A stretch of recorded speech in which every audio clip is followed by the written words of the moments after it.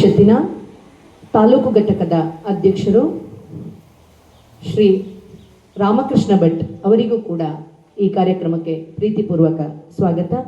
ಹಾಗೆಯೇ ಗಮಕ ಕಲಾ ಪರಿಷತ್ತಿನ ಸರ್ವ ಪದಾಧಿಕಾರಿಗಳು ಹಾಗೆಯೇ ಗಮಕ ಕಲಾ ಪೋಷಕರು, ಗಮಕ ಕಲಾ ಅಭಿಮಾನಿಗಳು ನೀವೆಲ್ಲ ಸೇರಿದ್ದೀರಿ. ನಿಮಗೆಲ್ಲರಿಗೂ ಕೂಡ ಈ ಕಾರ್ಯಕ್ರಮಕ್ಕೆ ಪ್ರೀತಿಪೂರ್ವಕ ಸ್ವಾಗತವನ್ನು ಬಯಸ್ತಾ ನನ್ನ ಮಾತುಗಳನ್ನು ಮುಗಿಸ್ತೇನೆ. ಜೈ ಹಿಂದ್, ಜೈ ಕರ್ನಾಟಕ.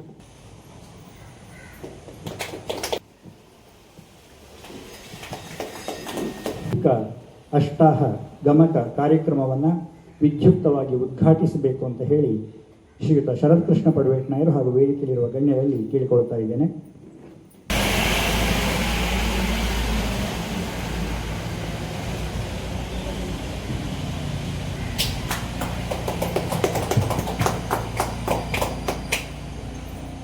ಶರತ್ ಕೃಷ್ಣ ಪಡುವೇಟ್ನಾಯರು ಕಾರ್ಯಕ್ರಮದ ಕುರಿತು ನಿಮ್ಮೆಲ್ಲರನ್ನು ಉದ್ದೇಶಿಸಿ ಎರಡು ಮಾತುಗಳನ್ನು ಆಡಬೇಕು ಅಂತ ಹೇಳಿ ಕೇಳಿಕೊಳ್ತಾ ಇದ್ದೇನೆ. ಉದ್ಘಾಟನಾ ಸಮಾರಂಭದ ವೇದಿಕೆ ಮೇಲೆ ಈ ಕಾರ್ಯಕ್ರಮದ ಅಧ್ಯಕ್ಷತೆಯನ್ನು ವಹಿಸಿದಂತಹ ಹಿರಿಯರು, ವಿದ್ವಾಂಸರು ಆದಂತಹ ಗೌರವಾನ್ವಿತ ಶ್ರೀ ಮಧೂರು ಮೋಹನ ಕಲ್ಲೂರಾಯರೇ, ಅದೇ ರೀತಿ ಮುಖ್ಯ ಅತಿಥಿಯಾಗಿ ಈ ಕಾರ್ಯಕ್ರಮದಲ್ಲಿ ಭಾಗವಹಿಸ್ತಾ ಇರುವಂತಹ ನಮ್ಮ ಪಂಚಾಯತ್ನ ಪೂರ್ವಾಧ್ಯಕ್ಷರಾದಂತಹ ಶ್ರೀಮತಿ ಉಷಾ ಕಿರಣ ಕಾರಂತ್ರೆ ಹಾಗೂ ಇಲ್ಲಿ ನೆರೆದಿರುವಂತಹ ಎಲ್ಲ ಗಮಕ ಕಲಾಭಿಮಾನಿಗಳೇ,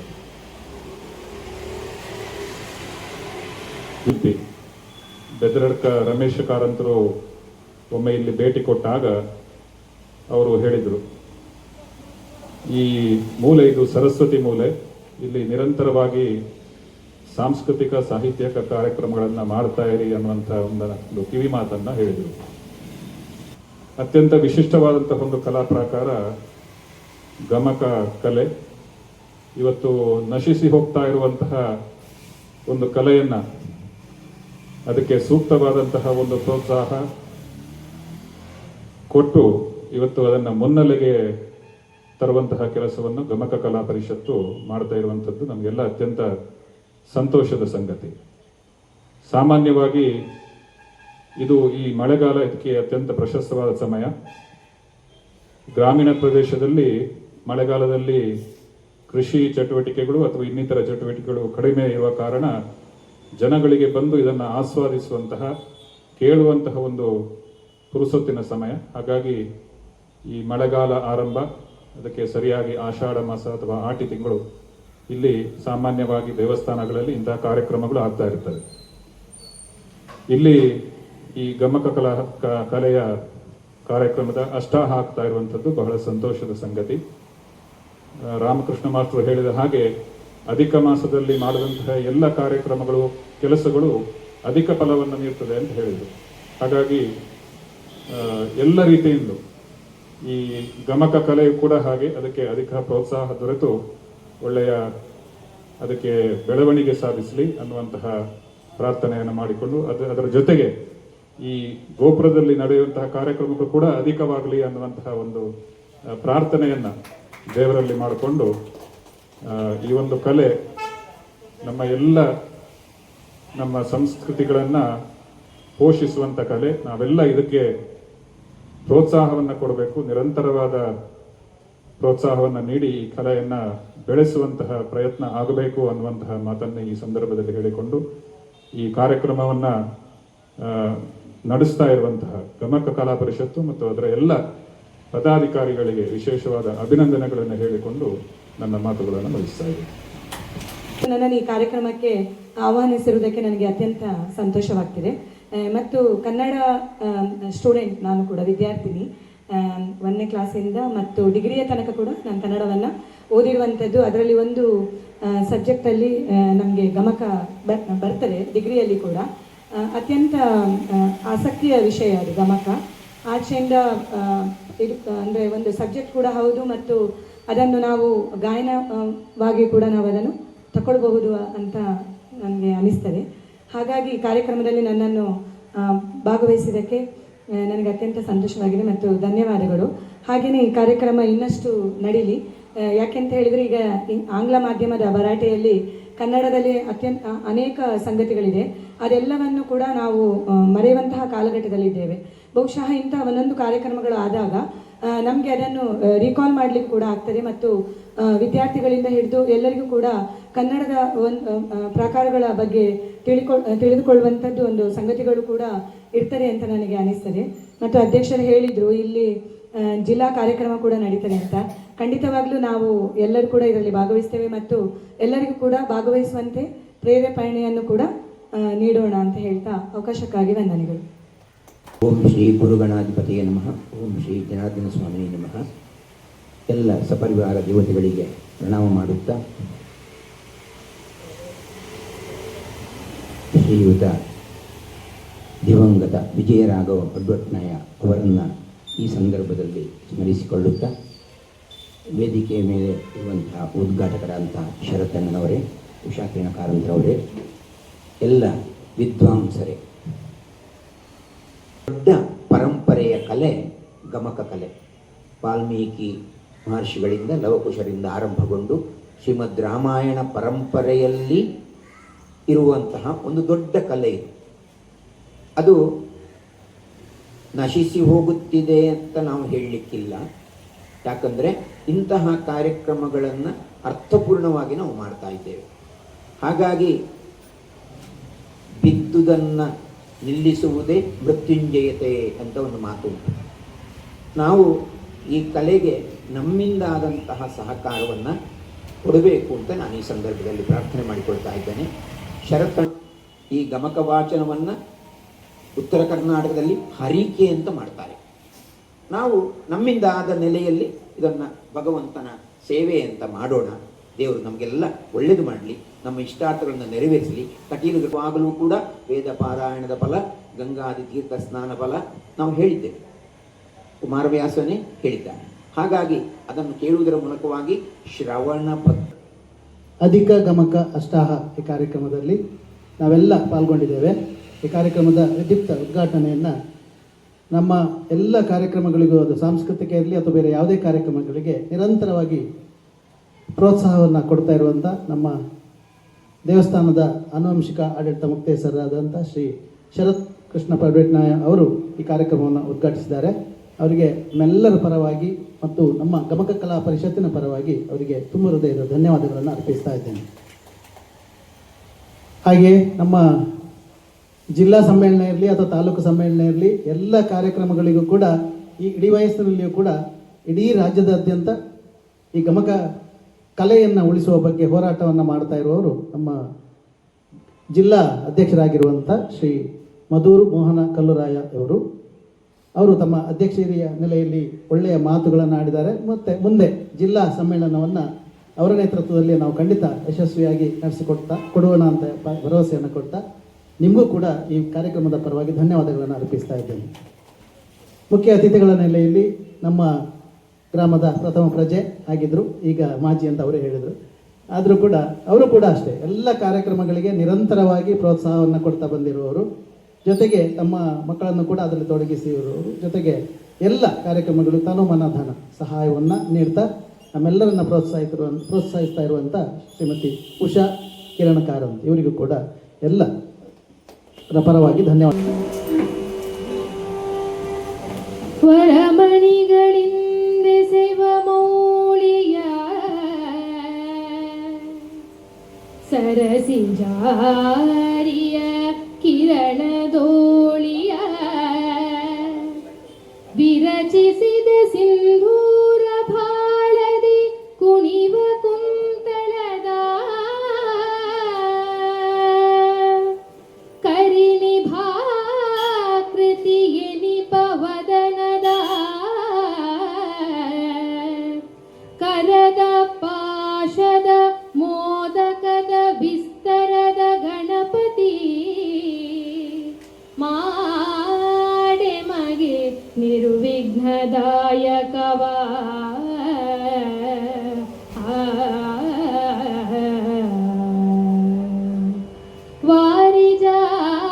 ವಾರಿಜಾಸನೆ ಸಕಲ ಶಾಸ್ತ್ರ ವಿಚಾರದುದ್ಭವೇ ವಚನ ರತನೋದ್ಧಾರ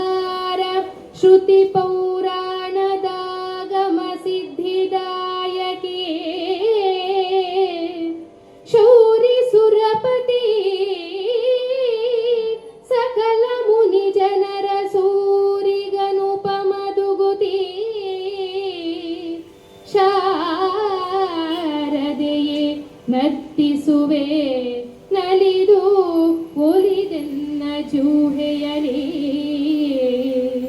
ಶಾರದೆಯೇ ನರ್ತಿಸುವೆ ನಲಿದು ಒಲಿದೆನ್ನ ಜೂಹೆಯಲಿ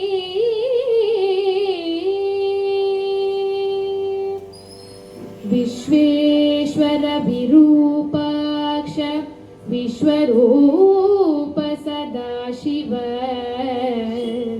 ಶರಣಂ ಭವಭೂತೇಶ ಕರುಣಾಕರ ಶಂಕರ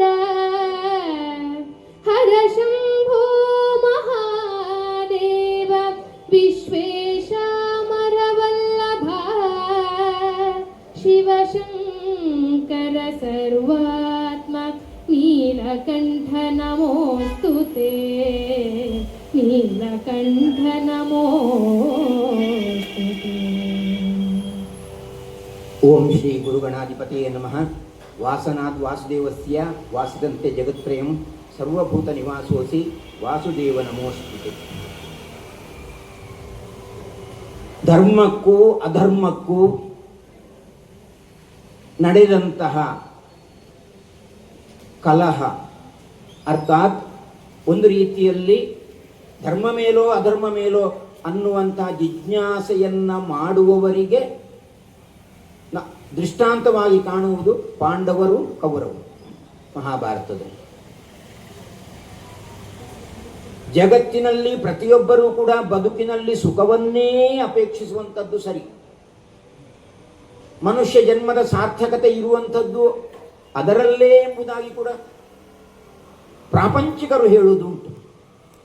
ಆದರೆ ಆ ಸಾರ್ಥಕತೆಯ ಬದುಕಿನಲ್ಲಿ ಮತ್ತೊಬ್ಬರು ಕೂಡ ಬದುಕಬೇಕು ಅನ್ನುವಂತಹ ಮನೋಭಾವ, ನಾನು ಬದುಕಬೇಕು, ನಾನು ಮಾತ್ರ ಬದುಕುವುದಲ್ಲ, ಅವನೂ ಬದುಕಬೇಕು ಅನ್ನುವಂತಹ ಮನೋಭಾವ ಒಬ್ಬ ಅಧಿಕಾರದಲ್ಲಿ ಇದ್ದವನಿಗೆ, ಒಂದು ವ್ಯವಹಾರವನ್ನು ನಡೆಸುವವನಿಗೆ ಇಲ್ಲ ಅಂತಾದರೆ ಆ ಸಮಾಜ ಸಂಪೂರ್ಣವಾಗಿ ಹಾಳಾಗಿ ಹೋಗ್ತದೆ. ಆಗ ಅಲ್ಲಿ ಆ ಧರ್ಮದ ಸತ್ವದ ಶಕ್ತಿಯ ಸಂಕೇತವಾಗಿ ಯಾವುದೋ ಒಂದು ವ್ಯಕ್ತಿಯೋ ಯಾವುದೋ ಒಂದು ಶಕ್ತಿಯೋ ಎದ್ದು ನಿಂತು ಧರ್ಮವನ್ನು ಉಳಿಸ್ತದೆ. ಭರತಖಂಡದ ನೆಲೆಯೇ ಸತ್ಯ, ಸತ್ಯಮೇವ ಜಯತೆ. ನಾವು ಬಾಯಲ್ಲಿ ಹೇಳುವಂಥದ್ದಲ್ಲ, ಅದು ಹಾಗೆಯೇ ನಡೆಯುತ್ತದೆ. ಈ ಪ್ರಪಂಚದಲ್ಲಿ ಇರುವಂತಹ ಪ್ರತಿಯೊಬ್ಬರೂ ಕೂಡ ನಾನು ಮಾಡಿದ್ದು ಸರಿ ಎಂಬುದಾಗಿಯೇ ಹೇಳ್ತಾರೆಯೇ ಹೊರತು ಅನಿವಾರ್ಯವಾದಂತಹ ಸಂದರ್ಭದಲ್ಲಿ ನಾನು ತಪ್ಪು ಮಾಡಿದ್ದು ಹೌದು ಅಂತ ಒಪ್ಪಿಕೊಳ್ಳುವಂತಹ ಸನ್ನಿವೇಶಗಳು ಬೇಕಾದಷ್ಟಿದೆ. ಪಾಂಡವರು ಯಾವಾಗ ಹಸ್ತಿನಾಪುರಕ್ಕೆ ಬರುತ್ತಾರೋ ಆ ಗಳಿಗೆಯಿಂದಲೇ ಕೌರವನಿಗೆ ತನ್ನ ಅಸ್ತಿತ್ವ ಎಲ್ಲಿ ನಾಶಾಗಿ ಹೋಗ್ತದೆ ಅನ್ನುವಂತಹ ಭಯ ಇದ್ದ ಕಾರಣ ಅವರನ್ನು ಬೇರೆ ಬೇರೆ ರೀತಿಯಲ್ಲಿ ಕೊಲ್ಲುವಂತಹ ಪ್ರಯತ್ನವನ್ನು ಮಾಡ್ತಾನೆ. ಕೊನೆಗೆ ಅರಗಿನ ಮನೆಯಲ್ಲಿ ಸುಡುವಂತಹ ಯೋಚನೆ, ಅದರಲ್ಲಿ ಅವನು ಮೊದಲಿಗೆ ಯಶಸ್ಸನ್ನು ಕಂಡ ಅಂತ ಅನಿಸಿದ್ರು, ಅಲ್ಲಿಂದ ತಪ್ಪಿಸಿಕೊಂಡು ಹೋಗಿ ಎಲ್ಲೆಲ್ಲೋ ಭಿಕ್ಷೆಯನ್ನ ಕೇಳಿ ಅಂತೂ ಧರ್ಮವನ್ನು ಬಿಡದೆ ಕಟ್ಟ ಕಡೆಗೆ ದ್ರೌಪದಿಯ ವಿವಾಹ ಆದಂತಹ ಆ ಗಳಿಗೆಯಲ್ಲಿ ಅವರು ಬದುಕಿದ್ದಾರೆ ಅಂತ ಗೊತ್ತಾಗ್ತದೆ. ಆ ಗೊತ್ತಾದಂತಹ ಗಳಿಗೆಯಲ್ಲಿ ಮತ್ತೆ ಪುನಃ ಅವರಿಗೆ ಸ್ಥಾನಮಾನ ಕೊಟ್ಟು ಇಂದ್ರಪ್ರಸ್ಥದಲ್ಲಿ ವ್ಯವಸ್ಥೆ ಮಾಡಿದ ಮೇಲೆ ಒಂದು ಯಾಗವನ್ನ ಮಾಡಬೇಕು, ಎಲ್ಲರಿಗೂ ಕೂಡ ಸಂತೋಷ ಆಗುವ ಹಾಗೆ, ಲೋಕಕ್ಕೆ ಕ್ಷೇಮ ಆಗುವ ಹಾಗೆ ರಾಜಸೂಯಾಧ್ವರವನ್ನು ಮಾಡಬೇಕು ಎಂಬಂತಹ ತೀರ್ಮಾನಕ್ಕೆ ಬಂದಂತಹ ಧರ್ಮರಾಯ ಕೃಷ್ಣನ ಸಲಹೆಯಂತೆ ಅದಕ್ಕೆ ಅಡ್ಡಿಪಡಿಸುವವರು ಯಾರೆಲ್ಲ ಇದ್ದಾರೆ ಅವರ ಪಟ್ಟಿಯನ್ನ ಮಾಡಿ ಅದರಲ್ಲಿ ಮೊದಲಿಗೆ ಜರಾಸಂಧ ಅಂತ ಹೇಳ್ತಾರೆ. ಹಾಗಾದ್ರೆ ಅವನನ್ನು ಎದುರಿಸುವುದು ಹೇಗೆ? ಕೃಷ್ಣನ ಪ್ರೇರಣೆಯ ಹಾಗೆ, ಕೃಷ್ಣ ನಿರ್ದೇಶನ ಕೊಟ್ಟ ಹಾಗೆ ಭೀಮ, ಅರ್ಜುನ ಮತ್ತೆ ಕೃಷ್ಣ ಮೂವರು ಕೂಡ ಜರಾಸಂಧನಲ್ಲಿಗೆ ಬ್ರಾಹ್ಮಣನ ವೇಷವನ್ನು ಧರಿಸಿಕೊಂಡು ಹೋಗ್ತಾ ಇದ್ದಾರೆ. ಅಲ್ಲಿ ಯಾಗ ನಡೀತಾ ಇದೆ. ಇವರು ಸ್ನಾತಕ ವ್ರತಧಾರಿಗಳಾಗಿ ಹೋಗ್ತಾ ಇದ್ದಾರೆ. ಹಿಂದಿನ ಬಾಗಿಲಿನಲ್ಲಿ ಬರ್ತಾರೆ. ಎಡದ ಕಾಲನ್ನು ಮೊದಲಿಡ್ತಾರೆ. ಸ್ನಾತಕ ವ್ರತಧಾರಿಗಳ ಹಾಗೆ ಇದ್ದಾರೆ ಹೊರತು ಆ ಧರಿಸಿಕೊಂಡಂತಹ ವೇಷಭೂಷಣಗಳು ಯಾವುದು ಕೂಡ ಸ್ನಾತಕ ವ್ರತಧಾರಿಗಳ ಹಾಗೆ ಇಲ್ಲ. ಇವನಿಗೆ ಸಂಶಯ ಬರುವ ಹಾಗೆ ಕೃಷ್ಣನ ನಟನೆ ಇರ್ತದೆ. ಸಭಾ ಪ್ರವೇಶ ಮಾಡ್ತಾರೆ, ಗೌರವಿಸ್ತಾನೆ.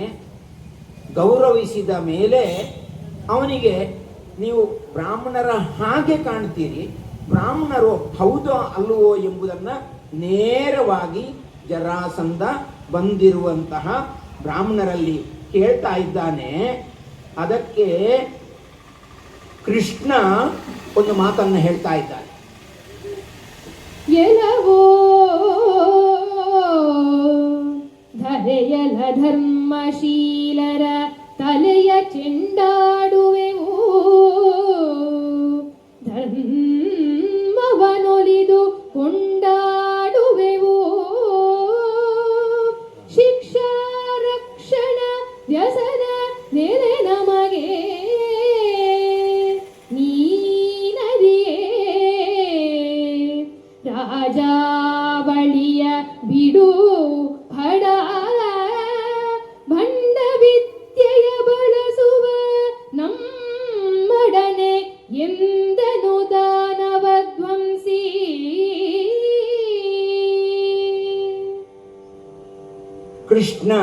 ಕೃಷ್ಣನಾಗಿ ಇಲ್ಲ, ಬ್ರಾಹ್ಮಣನಾಗಿದ್ದಾನೆ.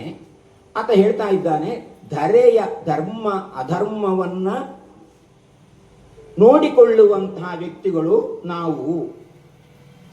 ರಾಜ ಅಂದ್ರೆ ಹೇಗಿರಬೇಕು? ಜರಾಸಂಧ ಅಲ್ಲಿಯ ಚಕ್ರವರ್ತಿಯ ಹಾಗೆ ಇದ್ದವ. ಹಾಗಾಗಿ ಆತನ ವಿಚಾರ ಏನು ಅಂತ ಹೇಳಿದ್ರೆ, ತಾನು ಅಲ್ಲಿ ಪರಾಕ್ರಮಶೀಲನಾಗಿದ್ದಾನೆ. ತನ್ನನ್ನು ಕೇಳುವವರು ಯಾರೂ ಇಲ್ಲ. ತಾನು ಮಾಡಿದ್ದೇ ಸರಿ. ತಾನು ಯಾವುದೋ ಒಂದು ಮಹತ್ತಾದಂಥ ಉದ್ದೇಶವನ್ನು ಇಟ್ಟುಕೊಂಡು ಅಲ್ಲಿ ಅವನು ಕೂಡ ಯಾಗವನ್ನು ಮಾಡ್ತಾ ಇದ್ದ.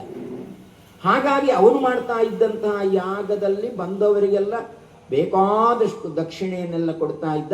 ಹಾಗೆ ಬಂದಂತಹ ಬ್ರಾಹ್ಮಣರ ಸಾಲಿನಲ್ಲಿ ಈ 3 ಜನ ಬ್ರಾಹ್ಮಣರು ಸೇರಿಕೊಂಡಿದ್ದಾರೆ. ಅವನು ಇವರನ್ನು ಮಾತ್ರ ನೋಡುವುದಕ್ಕೆ ಸಂಶಯ ಬರ್ತದೆ. ಕೇಳಿದ್ದಕ್ಕೆ ಉತ್ತರ ಕೊಡ್ತಾ ಇದ್ದಾನೆ. ಅಧರ್ಮಿಗಳನ್ನ ನಾವು ಚೆಂಡಾಡುತ್ತೇವೆ, ಧರ್ಮವನ್ನು ರಕ್ಷಿಸುವವರು ನಾವು. ಹಾಗಾಗಿ ಇಲ್ಲಿಗೂ ಕೂಡ ಬಂದಿರುವಂಥದ್ದು ಒಂದು ರೀತಿಯಲ್ಲಿ ಧರ್ಮವನ್ನು ಉಳಿಸಲಿಕ್ಕೆ ಬೇಕಾಗಿ. ಆಗ ಜರಾಸಂಧನ ಮನಸ್ಸಿನ ಅಂತರಾಳದಲ್ಲಿರುವಂತಹ ಸಂಶಯ ಗಟ್ಟಿಯಾಗ್ತಾ ಇದೆ. ಆತ ಕೇಳ್ತಾ ಇದ್ದಾನೆ, ಹೌದು, ನಾನು ಮಾಡ್ತಾ ಇರುವಂಥದ್ದು ಯಜ್ಞ, ನಾನು ದೀಕ್ಷೆಯನ್ನು ವಹಿಸಿಕೊಂಡಿದ್ದೇನೆ. ನೀವು ನೇರವಾಗಿ ಯಾರು ಏನು ಎತ್ತ ಅಂತ ಹೇಳದೆ ಸುತ್ತು ಬಳಸಿ ಮಾತಾಡ್ತಾ ಇದ್ದೀರಲ್ಲ, ಅಂದ್ರೆ ನಿಮಗೆ ಭಯ ಇದೆ ಅಂತ ಅರ್ಥ. ಅದಕ್ಕೆ ಕೃಷ್ಣ ಹೇಳ್ತಾ ಇದ್ದಾನೆ, ಕೇಳಿ ಮಾಡುವುದೇನು ತಾನ ಸುರಾಳಿ ಧೂಳಿ ಪಟಲ, ವೈರಿರ್ಪಾಲ ಚೌಪಟ ಮಲ್ಲನೀತನೋ ಭೀಮಸೇನ ಕಣ, ಬಾಳನೇತ್ರನ ಭುಜಬಲದ ಸಮಪಾಳಿ ಅರ್ಜುನ ನೀತನೋ, ಏಳ ಕಾಳಗವ ಕೊಡು, ಏಳು ಕಾಳಗವ ಕೊಡು, ನಮ್ಮೊಳೊಬ್ಬರಿಗೆ ಎಂದನ ಸುರಾರಿ. ನಿಜವಾಗಿಯೂ ಯಾರು ನೀವು? ಯಾಕಂದ್ರೆ ಧರೆಯಲ್ಲಿರುವಂತಹ ಧರ್ಮವನ್ನು ಉಳಿಸುವಂತಹ ಮಹಾನುಭಾವರು ಅಂತ ಹೇಳಿದ್ರೆ ಅವರಲ್ಲಿ ಒಂದು ರೀತಿಯಾದಂತಹ ವಿಶೇಷವಾದಂತಹ ಯೋಗ್ಯತೆ ಇರಬೇಕು, ಪರಾಕ್ರಮ ಇರಬೇಕು, ಶಕ್ತಿ ಇರಬೇಕು, ಸೈನ್ಯ ಇರಬೇಕು. ಹಾಗಾದ್ರೆ ಬ್ರಾಹ್ಮಣರಲ್ಲ ನೀವು ಯಾರು ಬಂದಿರುವವರು ಅಂತ ಕೇಳಿದಾಗ ಕೃಷ್ಣ ಹೇಳ್ತಾನೆ, ಕೇಳಿ ಮಾಡುವುದೇನು? ತಾನು ಯಾರು ಅಂತ ಹೇಳಿಯೇ ಬಿಟ್ಟ. ಅಸುರಾರಿ ಧೂಳಿ ಪಟಲ ವೈರಿ ನೃಪಾಲ ಚೌಪಟ ಮಲ್ಲ ಈತ ಭೀಮಸೇನ ಕಣ. ತಾನು ಅಸುರಾರಿ. ನೀನು ಅಸುರ ಅಂತ ಇರುವವರಿಗೆ ನಾನು ಶತ್ರುವೆ. ಇವನು ಹೋರಾಟ ಮಾಡುವಂತಹ ಭೀಮಸೇನ ಚೌಪಟ ಮಲ್ಲ. ಆಮೇಲೆ ಮತ್ತೊಬ್ಬ ಇದ್ದಾನಲ್ಲ, ಪರಶಿವನಲ್ಲಿಯೇ ಹೋರಾಟ ಮಾಡುವಂತಹ ಯೋಗ್ಯತೆ ಇರುವಂತಹ ಒಬ್ಬ ವ್ಯಕ್ತಿ ಅಂತ ಹೇಳಿದ್ರೆ ಅರ್ಜುನ. ಇವನು ನಾವು ಬಂದಾಗಿದೆ, ನೀನು ಮಾಡ್ತಾ ಇರುವಂತಹ ಕೆಲಸ ಸರಿ ಇಲ್ಲ ಅಂತ ಗೊತ್ತಾಗಿದೆ. ಧರ್ಮವನ್ನು ಉಳಿಸಲಿಕ್ಕಾಗಿ ಬಂದಿದ್ದೇವೆ. ಏನು ಮಾಡ್ತೀಯ? ಯುದ್ಧ ಮಾಡ್ತೀಯ? ಸಾಧ್ಯ ಇದ್ರೆ ಯುದ್ಧವನ್ನು ಮಾಡು, ಕಾಳಗವನ್ನು ಕೊಡು ನಮ್ಮಲ್ಲಿ ಅಂತ ಕೇಳುತ್ತಲೇ ಜರಾಸಂಧನಿಗೆ ನಗು ಬರ್ತದೆ. ಆತ ವಯೋವೃದ್ಧ, ಹಾಗೆ ಒಂದು ರೀತಿಯಲ್ಲಿ ಮುತ್ಸದ್ದಿ ಕೂಡ ಹೌದು. ಅಯ್ಯೋ ದೇವರೇ, ಕೃಷ್ಣ ಭೀಮ ನಮ್ಮವರೇ ಅಲ್ವಾ? ಅರ್ಜುನ ಅಯ್ಯೋ ದೇವರೇ, ಹಾಗಾದ್ರೆ ನಮ್ಮವರೇ ಇಲ್ಲಿಗೆ ಬಂದಿದ್ದಾರೆ ಅಂತ ಹೇಳಿದ್ರೆ ಒಂದು ರೀತಿಯಲ್ಲಿ ಮಾವನ ಮನೆಗೋ ಅಥವಾ ಅಜ್ಜನ ಮನೆಗೋ ಸಣ್ಣವರು ಬಂದ ಹಾಗೆ ಆಯಿತು. ಮತ್ತೆ ಮತ್ತೆ ಅವನಿಗೆ ನಗು ಬರ್ತದೆ. ಅಯ್ಯೋ ದೇವರೇ, ಕೃಷ್ಣ ಎಷ್ಟು ಸಾರಿ ಪೆಟ್ಟು ತಿಂದು ಓಡಿದ್ದಾನೆ. 17 ಬಾರಿ ಸೋತು ಓಡಿದಂತಹ ಕೃಷ್ಣ ಇಲ್ಲಿಗೆ ಬಂದಿದ್ದಾನೆ ಬ್ರಾಹ್ಮಣನ ವೇಷದಲ್ಲಿ. ಅವನಿಗೆ ಜರಾಸಂಧನಿಗೆ ಕಾಣುವಂಥದ್ದು ಅಂತೂ ಯಾವುದೋ ವೇಷದಲ್ಲಿ ಬರಬೇಕು ಅಂತಾದ್ರೆ ನೇರವಾಗಿ ಬರಲಿಕ್ಕೆ ಧೈರ್ಯ ಇಲ್ಲ ಅಂತಾಯ್ತು. ಹಾಗಾದ್ರೆ ಈಗ ಬಂದ ಮೇಲೆ ನಾವು ಇಂಥವರು ಅಂತ ಹೇಳುವಂತ ಧೈರ್ಯ ಹೇಗೆ ಬಂತು? ಕೃಷ್ಣ ಯಾಕೆ ಹೀಗೆ ಮಾಡಿದ? ನೇರವಾಗಿ ಹೋಗಿ ಯುದ್ಧವನ್ನು ಮಾಡಬಹುದಿತ್ತಲ್ಲ. ಭೀಮಸೇನಿಗೆ ಶಕ್ತಿ ಉಂಟು ಅಂತಾದ್ರೆ ಶಕ್ತಿ ಇದೆ. ಪ್ರಾಯ ನಮಗೆ ಕಾಣುವಂಥದ್ದು ಜರಾಸಂಧನನ್ನ ಮಾನಸಿಕವಾಗಿ ಕುಗ್ಗಿಸಬೇಕು ಒಂದು. ಅದಿಲ್ಲ, ಅವನಲ್ಲಿ ಇರುವಂತಹ ದೌರ್ಬಲ್ಯ ಅಥವಾ ಒಂದು ವೇಳೆ ಅವನು ಸರಿಯಾಗ್ತಾನೆ ಅಂತಾದ್ರೆ 17 ಬಾರಿ ಓಡಿ ಹೋದವ ತಿರುಗಿ ಈಗ ನೇರವಾಗಿ ಇಲ್ಲಿಗೆ ಬಂದಿದ್ದಾನೆ ಅಂತ ಹೇಳಿದ್ರೆ ಅವಾಗ ಹಿಡಿದು ನೀನಂತ ಬಿಟ್ಟು ಹೊಡಿಬೋದಿತ್ತಲ್ಲ. ಅಲ್ಲೇ ಬ್ರಾಹ್ಮಣ ವೇಷದಲ್ಲಿದ್ದಾನೆ. ಆದರೆ ಹೊಡೆಯುವಂತಹ ಪ್ರಕ್ರಿಯೆಗೆ ಜರಾಸಂಧ ಹೊರಡಬೇಕು ಅಂತಾದ್ರೆ ಅಷ್ಟು ಸುಲಭ ಇಲ್ಲ. ಭೀಮಸೇನ ಇದ್ದಾನೆ. ಕೃಷ್ಣ ಏನಾದ್ರೂ ಮಾಡಿ 17 ಸಾರಿ ಓಡಿದವ ಸೋಲಿಲ್ಲ, ಓಡಿದ್ದಷ್ಟೇ. ಈಗ ನೇರವಾಗಿ ಇಲ್ಲಿಗೆ ಬಂದಿದ್ದಾನೆ ಅಂತ ಹೇಳಿದ್ರೆ ಏನು? ರಕ್ತಪಾತ ಆಗಬಾರದು. ಕೃಷ್ಣನ ಉದ್ದೇಶ ಏನು? ನಾವು ಕೃಷ್ಣನ ಬಗ್ಗೆ ಮಾತಾಡುವ ಹೊತ್ತಿಗೆ ಎಲ್ಲಿಯೂ ಕೂಡ ರಕ್ತ ಪ್ರವಾಹ ಆಗಬಾರದು. ಸಾಧ್ಯವಾದಷ್ಟು ಶಾಂತಿಯಲ್ಲಿ ವ್ಯಕ್ತಿಯನ್ನು ಬದಲಿಸಲಿಕ್ಕೆ ಸಾಧ್ಯ ಉಂಟೋ ಎನ್ನುವಂತಹ ರೀತಿಯ ಮನೋಭಾವ ಕೃಷ್ಣನದ್ದು. ಹಾಗಾಗಿ ಇಲ್ಲಿಗೆ ಬಂದಿದ್ದಾನೆ. ಮತ್ತೆ ಸಭೆ ಸೇರಿದೆ, ಸಭೆಗೆ ಪರಿಚಯವನ್ನು ಮಾಡಿಕೊಡ್ತಾ ಇದ್ದಾನೆ. ಅಯ್ಯೋ ದೇವರೇ, ಬಂದದ್ದು ಯಾರು ಗೊತ್ತೋ? ಈತನಾರು ಅಂತ ನಿಮಗೆ ಪರಿಚಯ ಮಾಡಿಕೊಡ್ಬೇಕೋ? ಈತನಾರೆಂದರಿವಿರೇ ನಮ್ಮಾತನೀತನೋ ನಮ್ಮ ಕಂಸಂಗೀತ ಅಳಿಯನೋ ನಮಗೆ ಮುಮ್ಮನೋ ಮಗನು ದೇವಕಿಗೆ ನಮ್ಮ ಕಂಸಂಗೀತ ನಳಿಯನೋ ನಮಗೆ ಮುಮ್ಮನೋ ಮಗನು ದೇವಕಿಗೆ ಈತ ಕಾಣಿರೇ ಹಿಂದೆ ಚೌರಾಶೀತ ದುರ್ಗದೊಳು ಓಡಿ ಬದುಕಿದನೀತ ಬಲುಗೈ ಬಂಟನು ಬಲುಗೈ ಬಂಟನು ಎಂದನು ಮಗಧಪತಿ ನಗುತ್ತಾ. ತುಂಬಿದಂತಹ ಸಭಿಕರಿಗೆ ಪರಿಚಯ ಮಾಡಿಕೊಡ್ತಾ ಇದ್ದಾನೆ. ಇವನು ಯಾರು ಅಂತ ಗೊತ್ತಾ ನಿಮಗೆ? ಅಯ್ಯೋ, ಇವನು ನಮ್ಮವನು, ನಮ್ಮ ಕಂಸನ ಅಳಿಯ, ನಮಗೆ ಮೊಮ್ಮಗ ಬೇಕು. ಹಾಗಾಗಿ ಅಜ್ಜನಲ್ಲಿಗೆ ಬಂದಿದ್ದಾನೆ. ದೇವಕಿಗೆ ಮಗ. ನೀವೆಲ್ಲರೂ ನೋಡಿದ ಹಾಗೆ ಇವನು ನಮ್ಮೊಡನೆ ಯುದ್ಧ ಮಾಡಿ 84 ಕೋಟೆಗಳನ್ನು ಸೋತು ಓಡಿದಂತಹ ವೀರ, ಸೋತು ಹೋದವ ವೀರ. ಮತ್ತೆ ಹೇಳ್ತಾ ಇದ್ದಾನೆ, ಕೃಷ್ಣ ನೀನು ಯುದ್ಧಕ್ಕೆ ಬಾ ಅಂತ ಹೇಳ್ತಾ ಇದ್ದೀಯಲ್ಲ, ಯುದ್ಧ ಕೊಡು ಅಂತ ಹೇಳ್ತಾ ಇದ್ದೀಯಲ್ಲ, ಒಳ್ಳೆಯದು, ಯುದ್ಧ ಕೊಡುವ. ಆದ್ರೆ ಯುದ್ಧ ಅಂದ್ರೆ ಏನು ಅಂತ ಗೊತ್ತಿದೆಯೋ ನಿನಗೆ?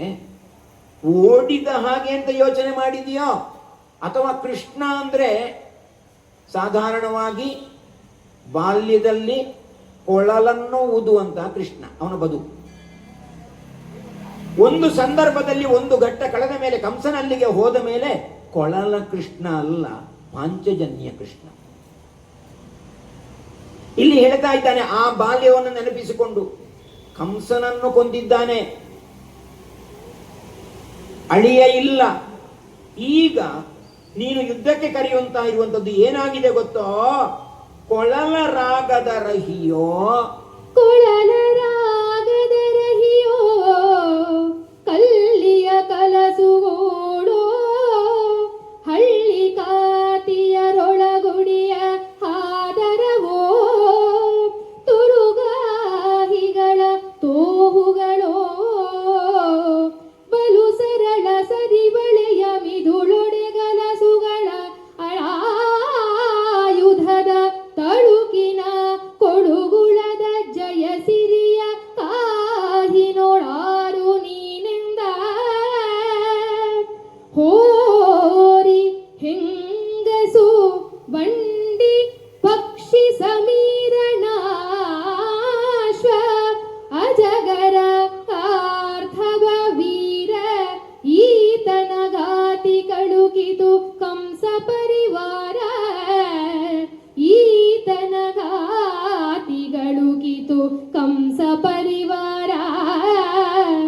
ಆರು ಭಟೆಯುಳ್ಳವನು ಕಂಸನ ತೋರ ಹತ್ತನ ತೊಡಗಿದನು ಗಡ, ಭಾರಿಯಾಳಹನುಂಟು ಶಿವ ಶಿವ,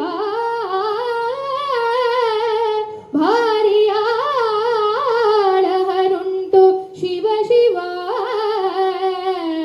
ಎಂದನ ಮಗಧ.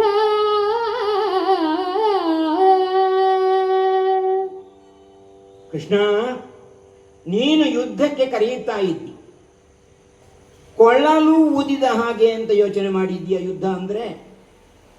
ಅಥವಾ ಕಲ್ಲಿ ಚೀಲದಲ್ಲಿ ಕಲಸಿದ ಅನ್ನವನ್ನ ತೆಗೆದುಕೊಂಡು ಹೋಗಿ ದನ ಕಾಯುವಲ್ಲಿ ಊಟ ಮಾಡಿದ ಹಾಗೋ? ಅವಾಗಿನ ಕಾಲದಲ್ಲಿ ಹೇಗೆ ಇದ್ರು, ನಾವು ಸಾಹಿತ್ಯವನ್ನು ಯಾಕೆ ಓದಬೇಕು ಅಂತ ಹೇಳಿದ್ರೆ ಅದು ಜನಜೀವನದ ಪ್ರತಿಬಿಂಬ. ಆ ಕಾಲದಲ್ಲಿ ದನವನ್ನ ಕಾಯುವಂತಹ ಮಂದಿ ಹೋಗುವ ಹೊತ್ತಿಗೆ ಹೇಗೋ ಏನೋ ಬುತ್ತಿಯನ್ನು ಕಟ್ಟಿಕೊಂಡು ಹೋಗ್ತಾ ಇದ್ರು. ಕಲ್ಲಿ ಚೀಲದಲ್ಲಿ ಕಲಸಿದ ಅನ್ನವನ್ನು ಕಲಸಿಕೊಡುವುದು. ಇಲ್ಲಿ ಉತ್ತರ ಕರ್ನಾಟಕದಲ್ಲೆಲ್ಲ ಹಾಗೆ, ಮನೆಯಲ್ಲಿ ಅಮ್ಮ ಮಕ್ಕಳಿಗೆ ಮಾತ್ರ ಅಲ್ಲ, ದೊಡ್ಡವರಾದ್ಮೇಲೆ ಅವರಿಗೂ ಮಕ್ಕಳಿದ್ರು ಕೂಡ ಕಲಸಿಕೊಡುವುದು. ಇಲ್ಲೆಲ್ಲ ಕಲಸಿಕೊಟ್ರೆ ನನಗೆ ಗೊತ್ತಿಲ್ಲ, ಬಹಳ ಕಡಿಮೆ ಈ ಕಡೆ ಇಲ್ಲೆಲ್ಲ. ಅದು ವಿಶೇಷ. ಇಲ್ಲಿ ಕಲಸಿಕೊಡುವಾಗಲೇ ಕೈ ನೋಡ್ತಾರೋ ಬೆರಳು ನೋಡ್ತಾರೋ ಗೊತ್ತಿಲ್ಲ. ಆಗ ಅಲ್ಲಿ ಒಂದು ಸಂಪ್ರದಾಯ, ಅದು ಪ್ರೀತಿ ಅಂತ ಲೆಕ್ಕ. ತುತ್ತು, ನಾವು ಸಿನಿಮಾದಲ್ಲಿ ನೋಡ್ತೀವಲ್ಲ, ತುತ್ತು ಅನ್ನ ಕೊಡುವಂಥದ್ದು, ಒಬ್ಬೊಬ್ಬರಿಗೆ ಒಂದೊಂದು ಕೊಡುವಂಥದ್ದು, ಅದು ಬಹಳ ಪ್ರೀತಿಯಿಂದ ಅಂತ ಲೆಕ್ಕ. ಪ್ರೀತಿ ಹೌದಪ್ಪ, ತಪ್ಪಲ್ಲ.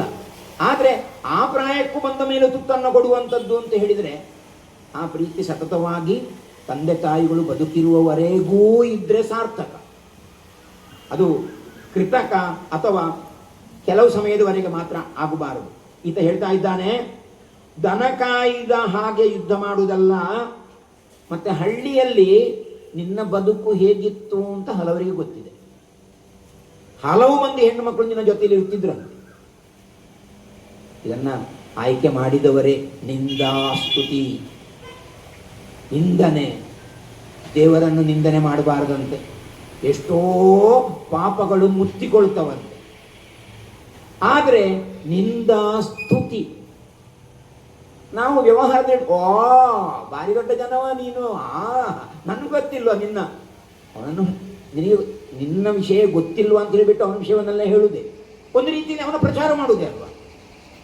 ಸ್ತುತಿಯೂ ಆಗ್ತದೆ. ದೇವರನ್ನು ಸ್ತುತಿ ಮಾಡುವಂಥದ್ದು, ಹೊಗಳುವಂಥದ್ದು.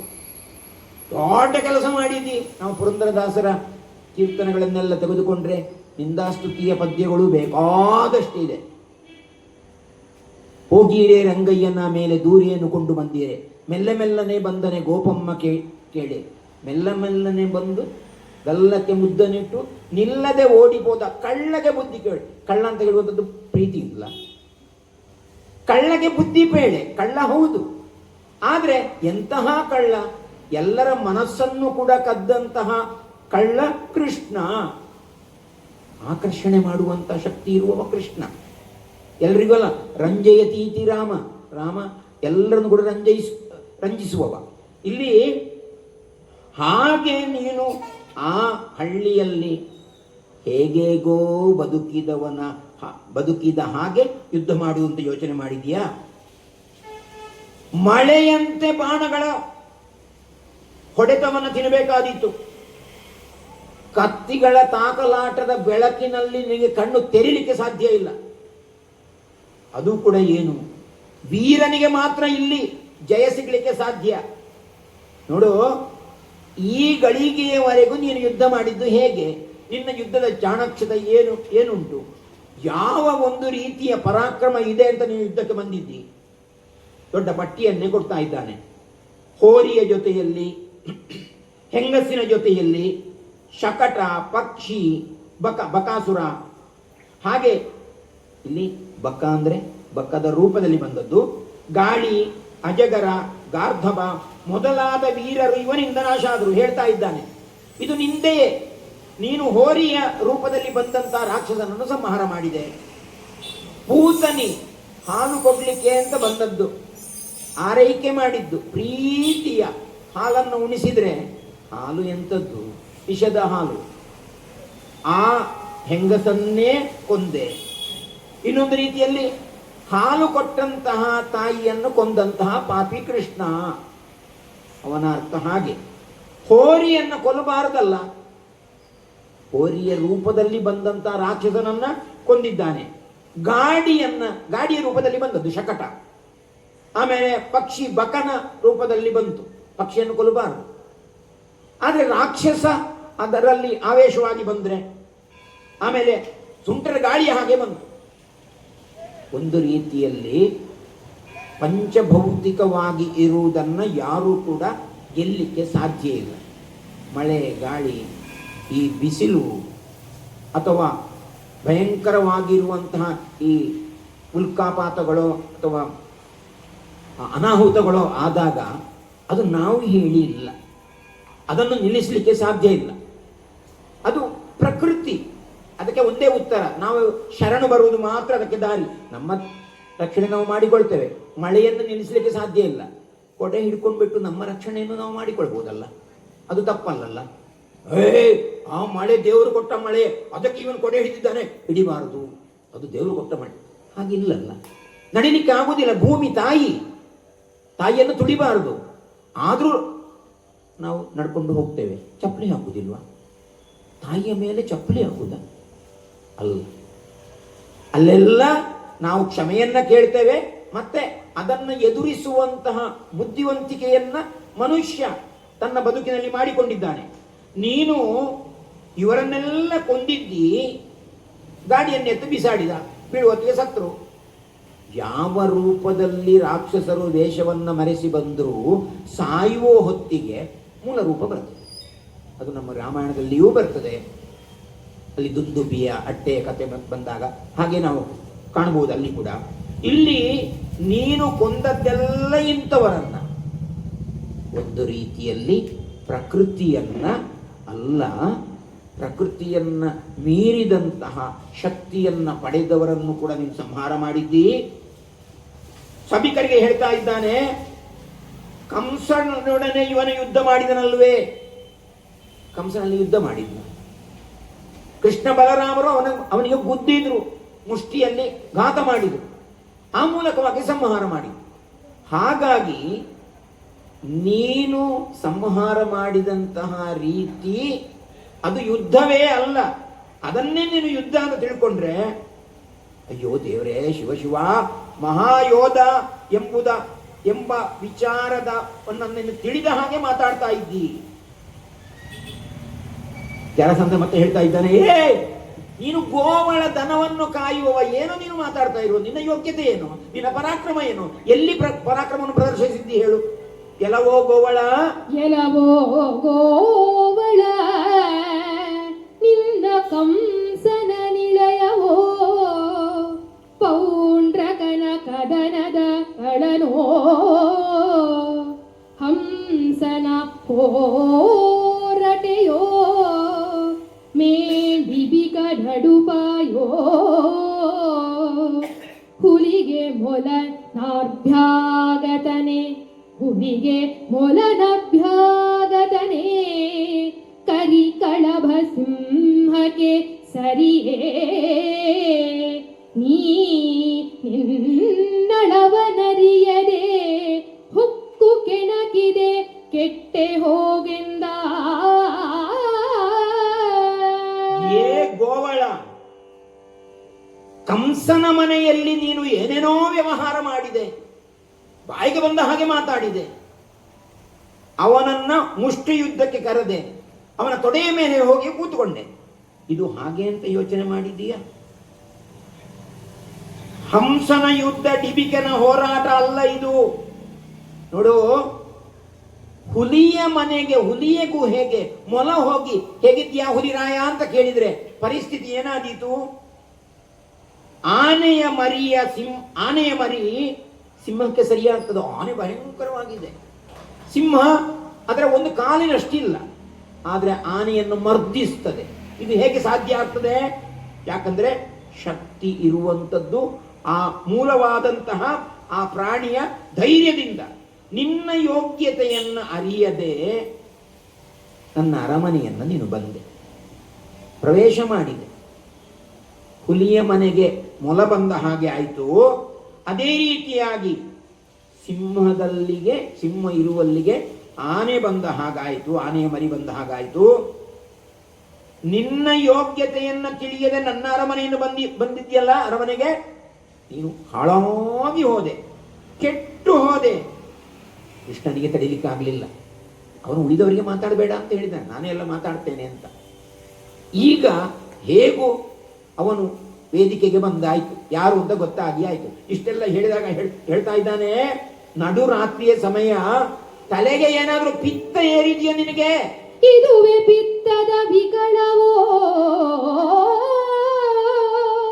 ಮದ್ಯದ ವಿಕಾರವೋ, ಭಂಗಿ ತಲೆಗೇರಿದುದೋ, ಭಟನಾದರೆ ವಿಘಾತದಲೇಳು ಕಾಳಗಕ್ಕೆ, ಸದನದಿನ್ನದು ಸೋಳೆಯರ ಮುಂದೆ ಒದರಿ ಫಲವೇನೋ, ಎದ್ದು ಬಾಳದಲ್ಲಿ ಬರೆದುದ ತೊಡೆವೆನೆಂದನು ದಾನವ ಧ್ವಂಸಿ.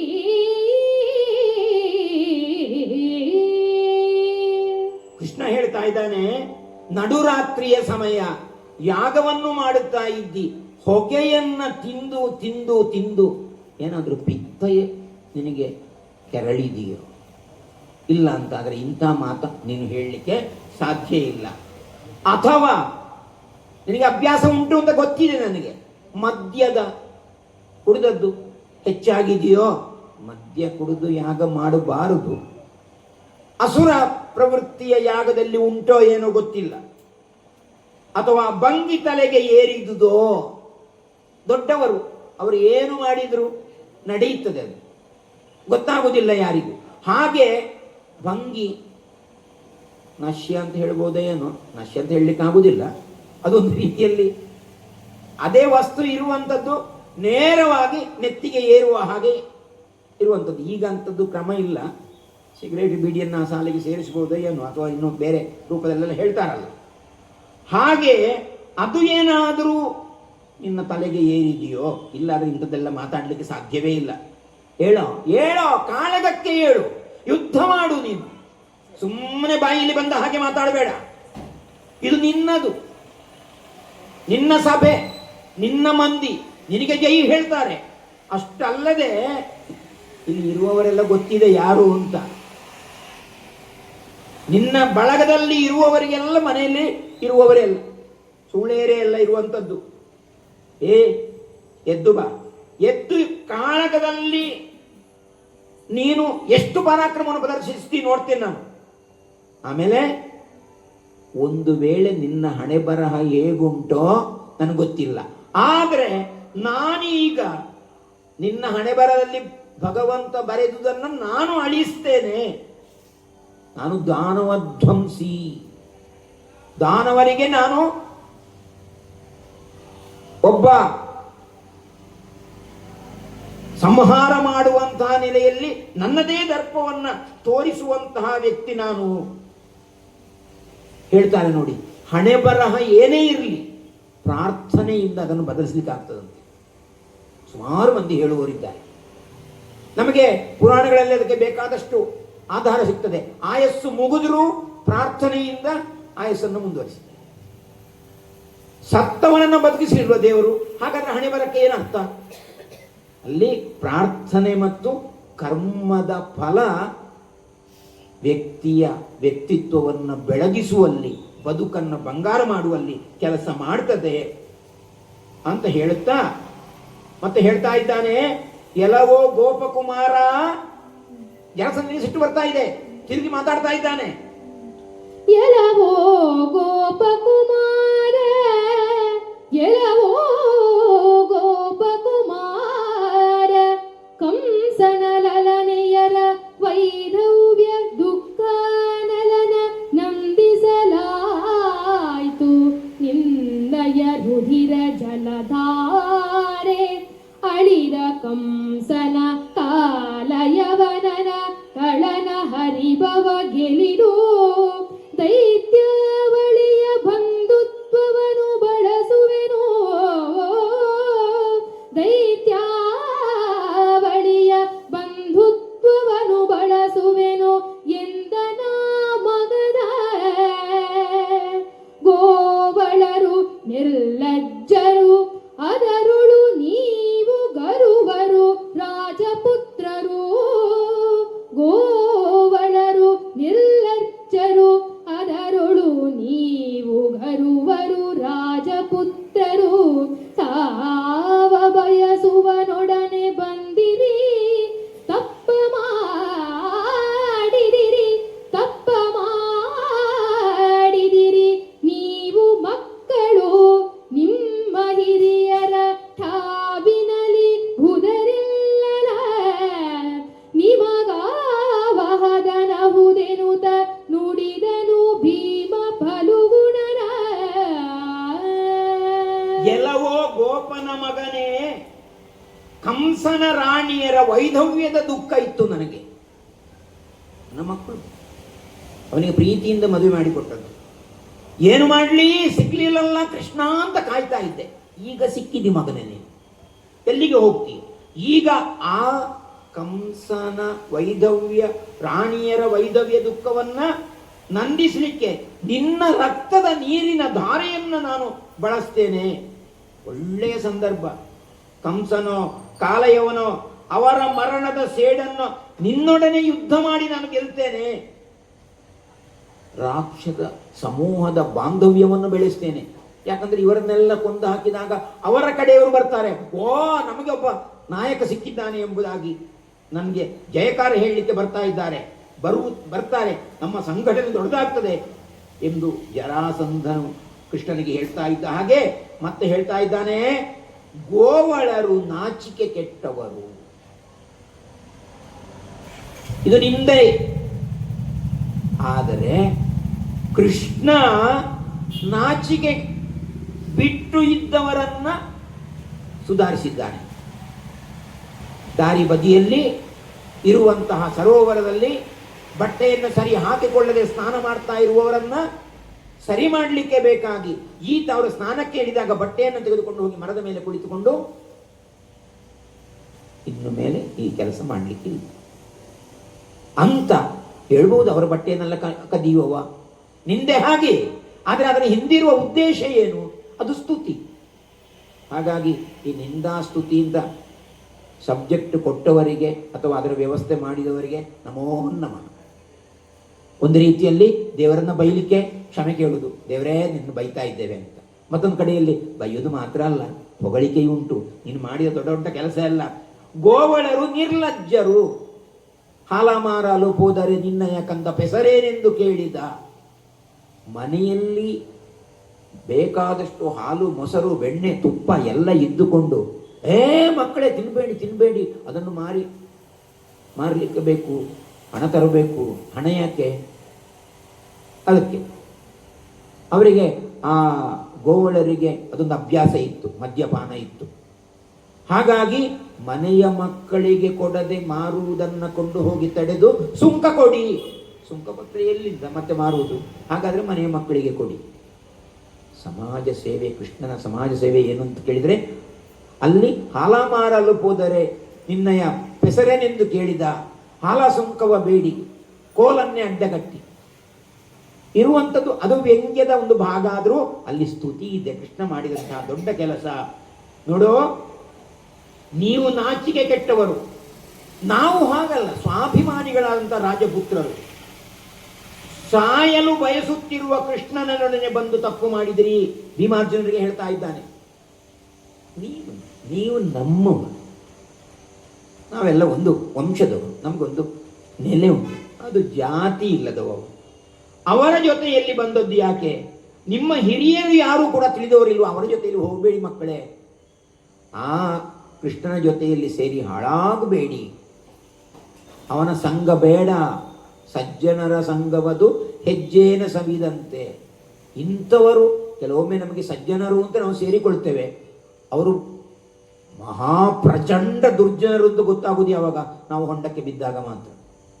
ಅದಕ್ಕೆ ಮೊದಲು ಗೊತ್ತೇ ಆಗುವುದಿಲ್ಲ. ಆದರೆ ಕೆಲವು ಬುದ್ಧಿವಂತರು ಇರ್ತಾರೆ, ಅತಿ ವಿನಯಂ ಧೂರ್ತ ಲಕ್ಷಣಂ. ಹಾಗಾದ್ರೆ ವಿನಯವಂತಿಗೆ ಭೂಷಣವೇ ಅಲ್ವ? ವಿನಯವಂತಿಕೆಯಲ್ಲಿ ಇರಲೇಬಾರದ? ದರ್ಪವೇ ಇರಬೇಕಾ? ನಮಗೆ ಅದನ್ನು ಅಳೆಯುವಂತಹ ಜ್ಞಾನ ಇರಬೇಕು. ಅದಕ್ಕಾಗಿಯೇ ವಿದ್ಯೆ ಅಂತ ಹೇಳುವಂಥದ್ದು. ಕೆಲವೊಮ್ಮೆ ನಾವು ಭಿಕ್ಷುಕನಿಂದಲೂ ಕಲಿಯುವಂಥದ್ದು ಇರ್ತದೆ. ಜ್ಞಾನಿಗಳಿಂದ ನಮಗೆ ಕಲಿಲಿಕ್ಕೆ ಗೊತ್ತೇ ಆಗುವುದಿಲ್ಲ, ಕಲಿಯುವ ಮನೋಭಾವವೂ ಬರುವುದಿಲ್ಲ. ಇಲ್ಲಿ ನೀವಿನ್ನು ಚಿಕ್ಕವರು, ತಿಳುವಳಿಕೆ ಸಾಲದು, ನಿಮಗೆ ಯಾರು ಬುದ್ಧಿ ಹೇಳಿಲ್ಲ, ಇನ್ನು ನಿಮಗೆ ಯಾವ ಗತಿ ಬರ್ತದೋ ಏನೋ.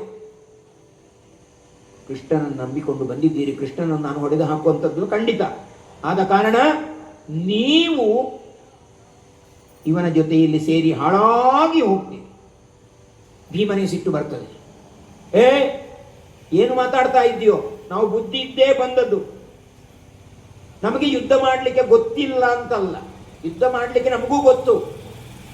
ನಮಗೆ ಬುದ್ಧಿ ಹೇಳುವ ಮಂದಿ ಬೇಕಾದಷ್ಟು ಇದ್ದಾರೆ ಎಂಬುದಾಗಿ ಭೀಮಸೇನ ಹೊರಡ್ತಾನೆ.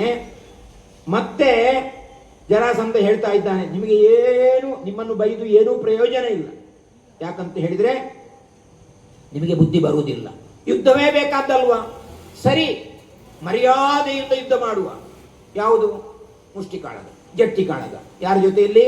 ಭೀಮಸೇನನ ಜೊತೆಯಲ್ಲಿ. ಭೀಮನನ್ನೇ ಆರಿಸ್ತಾನೆ. ಎಲ್ಲರೂ ನೋಡ್ಲಿಕ್ಕೆಲ್ಲ ಇದ್ದಾರೆ. ಕೃಷ್ಣನನ್ನು ನಾವು ಮೆಚ್ಚಿಕೊಳ್ಬೇಕಾದ್ದು ಒಂದು ಭೀಮ, ಇಲ್ಲ ಜರಾಸಂಧ, ಬೇರೆ ಯಾರಿಗೂ ಏನು ಆಗುವುದಿಲ್ಲ. ಶಾಂತಿಯುತವಾದಂಥ ಜರಾಸಂಧನನ್ನ ನಾವು ಆ ನೆಲೆಯಲ್ಲಿ ಮೆಚ್ಚಿಕೊಳ್ಬೇಕು. ಇಲ್ಲ ಇಲ್ಲ ಇಲ್ಲ ನಿಮ್ಮನ್ನೆಲ್ಲ ಹುಡಿ ಮಾಡ್ತಾನೆ, ಇಲ್ಲ, ಒಬ್ಬನನ್ನು ಆಯ್ಕೆ ಮಾಡುದು. ಯಾಕಂದ್ರೆ ಅವನು ಪಟುಭಟ ಮಲ್ಲ. ಹಾಗಾಗಿ ಅವನು ಆಯ್ಕೆ ಮಾಡಿದ್ದು ಭೀಮಸೇನನ್ನೇ. ಕೃಷ್ಣನಿಗೂ ಬೇಕಾದ್ದು ಅದೇ. ಭೀಮಸೇನ ಏನು ಅಂತ ಕೃಷ್ಣನಿಗೆ ಗೊತ್ತಿದೆ, ಜರಾಸಂಧನಿಗೆ ಗೊತ್ತಿಲ್ಲ. ಆದರೂ ಅವನು ಒಂದು ವೇಳೆ ಸಭಿಕರನ್ನೆಲ್ಲ ಕರೆದು ಹೇಳ್ತಾ ಇದ್ದಾನೆ, ನೋಡಿ ನಾವಿಬ್ಬರು ಹೋರಾಟ ಮಾಡ್ತಾ ಇದ್ದೇವೆ, ಗೆದ್ದವನಿಗೆ ಶ್ರೀ ಸಂಪತ್ತು ಎಂಬುದಾಗಿ ಅವನಿಗೆ ತಾಂಬೂಲ ಕೊಟ್ಟು, ವೇಳ್ಯ ಕೊಟ್ಟು, ಅವತ್ತಿನ ದಿವಸ ಅವನಿಗೆ ಆತಿಥ್ಯವನ್ನ ಮಾಡಿ, ಅವರನ್ನ ನಿಷ್ಠುರಲ್ಲ, ಶತ್ರುಗಳ ಹಾಗೆ ಅಲ್ಲ. ಲಾಲ್ ಬಹದ್ದೂರ್ ಶಾಸ್ತ್ರಿಗಳ ಮರಣದ ಕತೆ ನಮಗೆ ನೆನಪಾಗಬಹುದು, ಹಾಗಲ್ಲ. ಇಲ್ಲಿ ನೇರವಾಗಿ ಚಂದದಲ್ಲಿ ಅವತ್ತಿನ ದಿವಸವನ್ನು ಆತಿಥ್ಯ ಮಾಡಿ ಅವರನ್ನು ಕಳೆದು, ಮರು ದಿವಸ ಸೂರ್ಯೋದಯ ಕಳೆದ ಮೇಲೆ ಪನ್ನೀರಿನ ಸ್ನಾನ ಎಲ್ಲ ಮಾಡಿಕೊಂಡು ಒಳ್ಳೆಯ ರೀತಿಯಲ್ಲಿ ಕಾಳಗ ಆರಂಭ ಆಗಿ ಜರಾಸಂಧ, ಅವನಿಗೆ ವರ ಇತ್ತು, ಆ ಬಲವೂ ಇತ್ತು. ಹೋರಾಟದಲ್ಲಿ ಸಾಯ್ತಾನೆ. ಅಲ್ಲಿ ಕೃಷ್ಣ ಏನು ಗಂಟು ತಗೊಂಡು ಹೋಗುವುದಿಲ್ಲ, ಅಲ್ಲೇ ಇದ್ದ ಸಹದೇವನಿಗೆ ಪಟ್ಟಾಭಿಷೇಕ ಮಾಡ್ತಾನೆ. ಬಳಿಕ ಅಲ್ಲಿಂದ ಹೊರಟು ಬಂದು ಇವರು ಯಾಗದ ಸಿದ್ಧತೆಯನ್ನು ಮಾಡ್ತಾರೆ. ಭೀಮಾರ್ಜುನ ನಕುಲ ಸಹದೇವರು ದಿಕ್ಕು ದಿಕ್ಕಿಗೆ ಹೋಗಿ ಬೇರೆ ಬೇರೆ ಕಪ್ಪ ಕಾಣಿಕೆಯನ್ನೆಲ್ಲ ತರ್ತಾ ಇದ್ದಾರೆ. ಯಾಗ ನಡೆಯುತ್ತದೆ. ಯಾಗದ ಸಂದರ್ಭದಲ್ಲಿ ಯಾರಿಗೆ ಅಧ್ಯಕ್ಷಗಿರಿಯನ್ನು ಕೊಡುವುದು ಎಂಬುದಾಗಿ ಉಳಿದವರೆಲ್ಲ ಅಂದರೆ ಪಾಂಡವರ ಬಳಗದವರೆಲ್ಲ ಧರ್ಮರಾಯನಲ್ಲಿ ಕೇಳ್ತಾರೆ. ಧರ್ಮರಾಯ ಅಲ್ಲೇ ಇದ್ದಂತಹ ಭೀಷ್ಮಾಚಾರ್ಯರಲ್ಲಿ ಕೇಳಿದಾಗ ಕೃಷ್ಣಸ್ತು ಭಗವಾನ್ ಸ್ವಯಂ, ಕೃಷ್ಣನನ್ನು ಬಿಟ್ಟರೆ ಬೇರೆ ಯಾರೂ ಇಲ್ಲ, ಅವನು ಎಲ್ಲ ರೀತಿಯಲ್ಲಿಯೂ ಕೂಡ, ನಾನು ಅದಕ್ಕೆ ಮೊದಲಿಗೆ ಹೇಳಿದ್ದು, ವಾಸನಾದ್ ವಾಸುದೇವತ್ಯ ವಾಸಿತಂತೆ ಜಗತ್ರಯಂ ಸರ್ವಭೂತ ನಿವಾಸೋಸಿ, ಎಲ್ಲ ಚರಾಚರಗಳ ಅಂತರಾತ್ಮದಲ್ಲಿ ಇರುವಂಥವನು ಕೃಷ್ಣ, ಅವನಿಗೆ ಅಧ್ಯಕ್ಷಗಿರಿ ಕೊಡಿ ಅಂತ ಅಂದಾಗಲೇ ಸಭೆಯಿಂದ ಇನ್ನೊಬ್ಬ ಎದ್ದು ಬರ್ತಾನೆ. ಭೀಷ್ಮ ಹೇಳಿದ್ದು, ಸಹದೇವ ಪಟ್ಟಾಭಿಷೇಕ ಮಾಡಿದ್ದು, ಇದೇ ಈ ಅಸುರನ ವಂಶದ ಚೈದ್ಯ ಶಿಶುಪಾಲ ಅಲ್ಲಿ ಇದ್ದವ ಹೇಳ್ತಾ ಇದ್ದಾನೆ, ಯಾರು ಈ ಪಟ್ಟಾಭಿಷೇಕಕ್ಕೆ ಕಾರಣ? ಭೀಷ್ಮ, ನೀನು ಕೃಷ್ಣನನ್ನು ಹೇಳಿದೆಯಲ್ಲ, ಎಲ್ಲವೋ ಭೀಷ್ಮ. ಎಲೆನ ಪುಂಸಕ ಭೀಷ್ಮ ಸುಡು ಪೈಗುಳಿನ ಭಂಡನು ನೀನಲ, ಗೋಕುಲದ ಗರುವನ ಗುಣವನಾರಿಸಿಕೊಂಡೆ ಬೇಸರರೇ, ಹಳವಿನಲಿ ಹೆಮ್ಮೆಯನೋ ಕುಂದಿನ ಕುಲದೊಳಗಳಿಕೆಯನೋ, ಹಳವಿನಲಿ ಹೆಮ್ಮೆಯನೋ ಕುಂದಿನ ಕುಲದೊಳಗಳಿಕೆಯನೋ, ತಮದಲ್ಲಿ ಬೆಳಗ ಬಣ್ಣಿಸುತ್ತಿಹೆ ನಿರಂತರವೆಂದನಾಚೈದ್ಯ, ಅವಗುಣದೊಳುದ್ಭಾವಿಸುವೆಯೇ ಗುಣ ನಿವಹವನೋ, ರಾಜಾಧಮರು ಯಾದವರು ಪೂಜಾರುಹರೆ, ರಾಜಾಧಮರು ಯಾದವರು ಪೂಜಾರುಹರೆ, ಸುಡು ಸುಡು ನಿನ್ನ ನಾಲಗೆಯ, ಸುಡು ಸುಡು ನಿನ್ನ ನಾಲಗೆಯ, ಸವಿನುಡಿಯ ದುರ್ವ್ಯಸನಿ, ಸವಿನುಡಿಯ ದುರ್ವ್ಯಸನಿ, ತೊಂಡಿನ ತವರು ಮನೆ, ಪಾಹಿರರಿಗೆ ಆಶ್ರಯ ಭವನ, ಕಳರಧಿ ದೈವ ಭೀಷ್ಮನ ಕೊಲುವರಿಲ್ಲೆಂದ. ಏ ನಪುಂಸಕ ಭೀಷ್ಮ ಕರೀತಾ ಇದ್ದಾನೆ. ಶಿಶುಪಾಲ ಹೇಳ್ತಾ ಇದ್ದಾನೆ, ಏನೂ ಯೋಗ್ಯತೆ ಇಲ್ಲದವ ನೀನು, ಏನೂ ಪರಾಕ್ರಮ ಇಲ್ಲದವ, ನಿನಗೆ ಬೇರೆ ಯಾರೂ ಕಾಣಲಿಲ್ವ? ಆ ಕೃಷ್ಣನನ್ನೇ ಈ ಸ್ಥಾನಕ್ಕೆ ತರಬೇಕು ಅಂತಾದ್ರೆ ನಿನಗೂ ಅವನಿಗೆ ಏನಾದರೂ ಸಂಬಂಧ ಉಂಟ? ಯಾಕಂತ ಹೇಳಿದ್ರೆ, ಗೋಕುಲದಲ್ಲಿ ಗರ್ವದಿಂದ ಬೀಗುವ ಇವನ ಗುಣವನ್ನು ನೀನು ಹೊಗಳಿದೆಯಲ್ಲ, ಏನೇನೋ ಮಹಾ ಸಾಧಕ ಅಂತ ಹೇಳ್ತಾ ಇದ್ದಿ. ವೇದಗಳು ಅವನನ್ನ ಹೊಗಳಿ ಮೆಚ್ಚುವುದೇ, ಹೊಗಳಿ ತೃಪ್ತಿ ಪಡುವುದಿಲ್ಲ. ಎಷ್ಟು ಮಂದಿ ತಪಸ್ಸನ್ನ ಮಾಡಿ ಆ ಭಗವಂತನ ಸಾಕ್ಷಾತ್ಕಾರವನ್ನು ಪಡಿಬೇಕು ಅಂತಾದರೂ ಕೂಡ ಅವರಿಗೆ ದೊರಕದಂತಹ ಆ ದೊಡ್ಡ ಶಕ್ತಿಯಿಂದೆಲ್ಲ ಹೇಳ್ತಾ ಇದ್ದೀಯಲ್ಲ, ನೀನೇ ಆಗಬೇಕಷ್ಟೇ ಇಂಥವನನ್ನು ಹೊಗಳಬೇಕು ಅಂತಾದ್ರೆ. ಅನ್ಯಾಯವನ್ನು ಹೆಮ್ಮೆ ಎಂದು, ದೋಷವನ್ನು ಹಿರಿಮೆ ಎಂದು, ಕತ್ತಲನ್ನು ಬೆಳಕೆಂದು. ಅವನು ಕತ್ತಲು, ಅವನ ಬಣ್ಣವೇ ಕತ್ತಲು, ಕಪ್ಪು. ಇನ್ನು ಅವನಲ್ಲಿ ಒಳ್ಳೆಯತನ ಹೇಗೆ ಇರಲಿಕ್ಕೆ ಸಾಧ್ಯ? ಅವನನ್ನೇ ಹೊಗಳ್ತಾ ಇದೆಯಲ್ಲ, ಅವನ ಸಾಧನೆಯನ್ನೇ ಪಟ್ಟಿ ಮಾಡ್ತಾ ಇದೆಯಲ್ಲ, ಅವನನ್ನೇ ಭಜನೆ ಮಾಡ್ತಾ ಇದೆಯಲ್ಲ. ಗುಣಹೀನರಲ್ಲಿ ಗುಣವನ್ನ ಕಾಣುವಂತಹ ಯೋಗ್ಯತೆ ನಿನ್ನಲ್ಲಿ ಈಗ ನಾನು ಕಾಣ್ತಾ ಇದ್ದೇನೆ. ಆ ಅವಗುಣವನ್ನೇ ನೀನು ಗುಣ ಎಂಬುದಾಗಿ ಎತ್ತಿ ಹಿಡಿತಾ ಇದ್ದಿ. ಅವನು ರಾಜನು, ತಪಸ್ವಿಯ, ಸಾಧಕನು, ಅಥವಾ ಪರಾಕ್ರಮದಲ್ಲಿ ಇಡೀ ಜಗತ್ತನ್ನು ಗೆದ್ದವನ? ಏನೂ ಅಲ್ಲ. ಅವನು ಅಗ್ರ ಪೂಜೆಗಂತೂ ಅರ್ಹನೇ ಅಲ್ಲ. ಯಾದವರು ರಾಜರಾಗಲಿಕ್ಕೆ ಅನರ್ಹರು. ಹಾಗಾದರೆ ಕೃಷ್ಣನ ನಾವು ಯಾಕೆ ಪೂಜೆ ಮಾಡಬೇಕು? ಯಾರೋ ಒಬ್ರು ವಿಮರ್ಶಕರು ಹೇಳಿದರು, ಕೃಷ್ಣ ಎಲ್ಲಿಯೂ ರಾಜನಾಗಲಿಲ್ಲ, ಯಾಕಂದ್ರೆ ಅರ್ಹತೆ ಇಲ್ಲ ಅಂತ ಗೊತ್ತಿದೆ. ಖಂಡಿತ ನಾವು ಅದನ್ನು ಒಪ್ಪುವ ಹಾಗಿಲ್ಲ. ಕೃಷ್ಣನಿಗೆ ಎಲ್ಲಿಯೂ ಕೂಡ ಯಾವ ರಾಜ್ಯದ ರಾಜನು ಕೂಡ ಆಗಬಹುದಿತ್ತು. ಜರಾಸಂಧನನ್ನ ಕೊಂದ ಮೇಲೆ ನಾನೇ ರಾಜ ಅಂತ ಹೇಳಿದ್ರೆ ಯಾರು ಬರ್ತಿದ್ರು ಅಡ್ಡಿ? ಬೇಡ. ಕೃಷ್ಣ ಯಾರಿಂದ ಏನೂ ತಗೊಳ್ಳಿಲ್ಲ, ಅವರವರಿಗೆ ಸಲ್ಲಬೇಕಾದ್ದನ್ನ ಆತ ಕೊಟ್ಟಿದ್ದಾನೆ. ಅಂತಹ ಇಲ್ಲಿ ಶಿಶುಪಾಲ ಹೇಳ್ತಾ ಇದ್ದಾನೆ, ಅಧಮರಾದಂತಹ ಯಾದವರು ಅಗ್ರ ಪೂಜೆಗೆ ಅರ್ಹರೇ ಅಲ್ಲ. ನಿನ್ನ ನಾಲಗೆಯನ್ನ ಸುಡಬೇಕು. ಕೆಲವರಿಗೆ ಚಟ ಉಂಟು ಹೊಗಳುವಂಥದ್ದು, ಅಧಮರನ್ನು ಹೊಗಳುವಂಥದ್ದು. ಯಾಕೆ? ಏನೋ ಸಿಗ್ತದೆ. ಕೃಷ್ಣ ಏನೋ ಭೀಷ್ಮನಿಗೆ ಕೊಡ್ತಾನೆ ಎಂಬುದಾಗಿ ಅವನನ್ನ ಅಗ್ರ ಪೂಜೆಗೆ ಆಯ್ಕೆ ಮಾಡಿದ್ದಾನೆ. ಸೊಕ್ಕಿನ ಮಾತನ್ನು ನೀನು ಹೇಳ್ತಾ ಇದ್ದಿ. ಯಾವುದಕ್ಕೂ ಆಶ್ರಯ ಅಲ್ಲ ಕೃಷ್ಣ. ಅವನು ಹೋದಲ್ಲೆಲ್ಲ ಹಾಳು ಮಾಡಿದ್ದೆ. ಯಾಕಂದ್ರೆ ಅಸುರರ ಸಂಹಾರ ಮಾಡಿದ್ದು. ಅಸುರರು ಇವನ ಗೆಳೆಯರು. ಹಾಗಾಗಿ ಅವನಿಗೆ ಆಗದವರನ್ನ ಆತ ಕೊಂದ ಕಾರಣ ಇವನಿಗೂ ಅವನು ಆಗುವುದಿಲ್ಲ. ಅಯ್ಯಯ್ಯೋ, ನಿನ್ನನ್ನು ಕೊಲ್ಲುವವರಿಲ್ಲಲ್ಲ, ನೀನು ಇಷ್ಟು ಸಮಯ ಬದುಕಿದ್ದೇ ದೊಡ್ಡದು. ಕಾಲು ಮುಂದೆ ಹೋಗಬೇಕು ಅಂತಾದರೆ ಹಿಂದೆ ಹೋಗ್ತದೆ, ಕೈಯನ್ನು ಮೇಲೆ ಮಾಡಿದರೆ ಅದು ಕೆಳಗೆ ಬೀಳ್ತದೆ. ಅಂತಹ ಯೋಗ್ಯತೆ ಇರುವಂತಹ ಮಹಾಯೋಗ್ಯತೆ ಅಂತ ಹೇಳುವಂತ ನೀನು ಇನ್ನೂ ಬದುಕಿದ್ಯಲ್ಲ, ನಿನ್ನನ್ನು ಯಾರು ಕೊಲ್ಲುವವರು ಇಲ್ವಲ್ಲ. ಸತ್ಯವೇ, ಭೀಷ್ಮನನ್ನು ಯಾರು ಕೊಲ್ಲಲಿಕ್ಕೆ ಸಾಧ್ಯ ಉಂಟು? ಕೊಲ್ಲಬೇಕು ಅಂತಾದ್ರೆ ಯಾರಿಗೂ ಸಾಧ್ಯ ಇಲ್ಲ. ಆದ್ರೆ ಹೇಳುವಂಥದ್ದು ನಿನ್ನನ್ನು ಕೊಲ್ಲುವವರು ಯಾರೂ ಇಲ್ಲ. ಅಷ್ಟಲ್ಲ, ಮತ್ತೆ ಪುನಃ ಹೇಳ್ತಾ ಇದ್ದಾನೆ, ಇವನು ಮಾಡಿದಂತಹ ದೊಡ್ಡ ಕೆಲಸ ಏನು? ಆ ಹಾಲು ಕೊಟ್ಟಂತಹ, ಮೊಲೆ ಹಾಲು ಕೊಟ್ಟಂತಹ ಪೂತನಿಯನ್ನು ಏನು ಮಾಡಿದ? ಇವನುಗಳ ಚಿಕ್ಕಂದು ಮೊಲೆಗೊಟ್ಟವಳ ಹಿಂಡಿದ ಗಂಡ ಬಂಡಿಯ ಜವಳಿಗಾಲಲಿ ಮುರಿದನೈ, ಬಂಡಿಯ ಜವಳಿಗಾಲಲಿ ಮುರಿದನೈ. ಮಾಮಾ ಸಮರ್ಥನೆಲೆ ಸವಡಿ ಮರನೆಕ್ಕಿದ ಉಗಡ ಮೈಯ ಮುಚಿದರೆ ಬಲುಗತ್ತೆ ಊಳಿಯನಿವ ವಿಭಾಡಿಸಿದನೆ.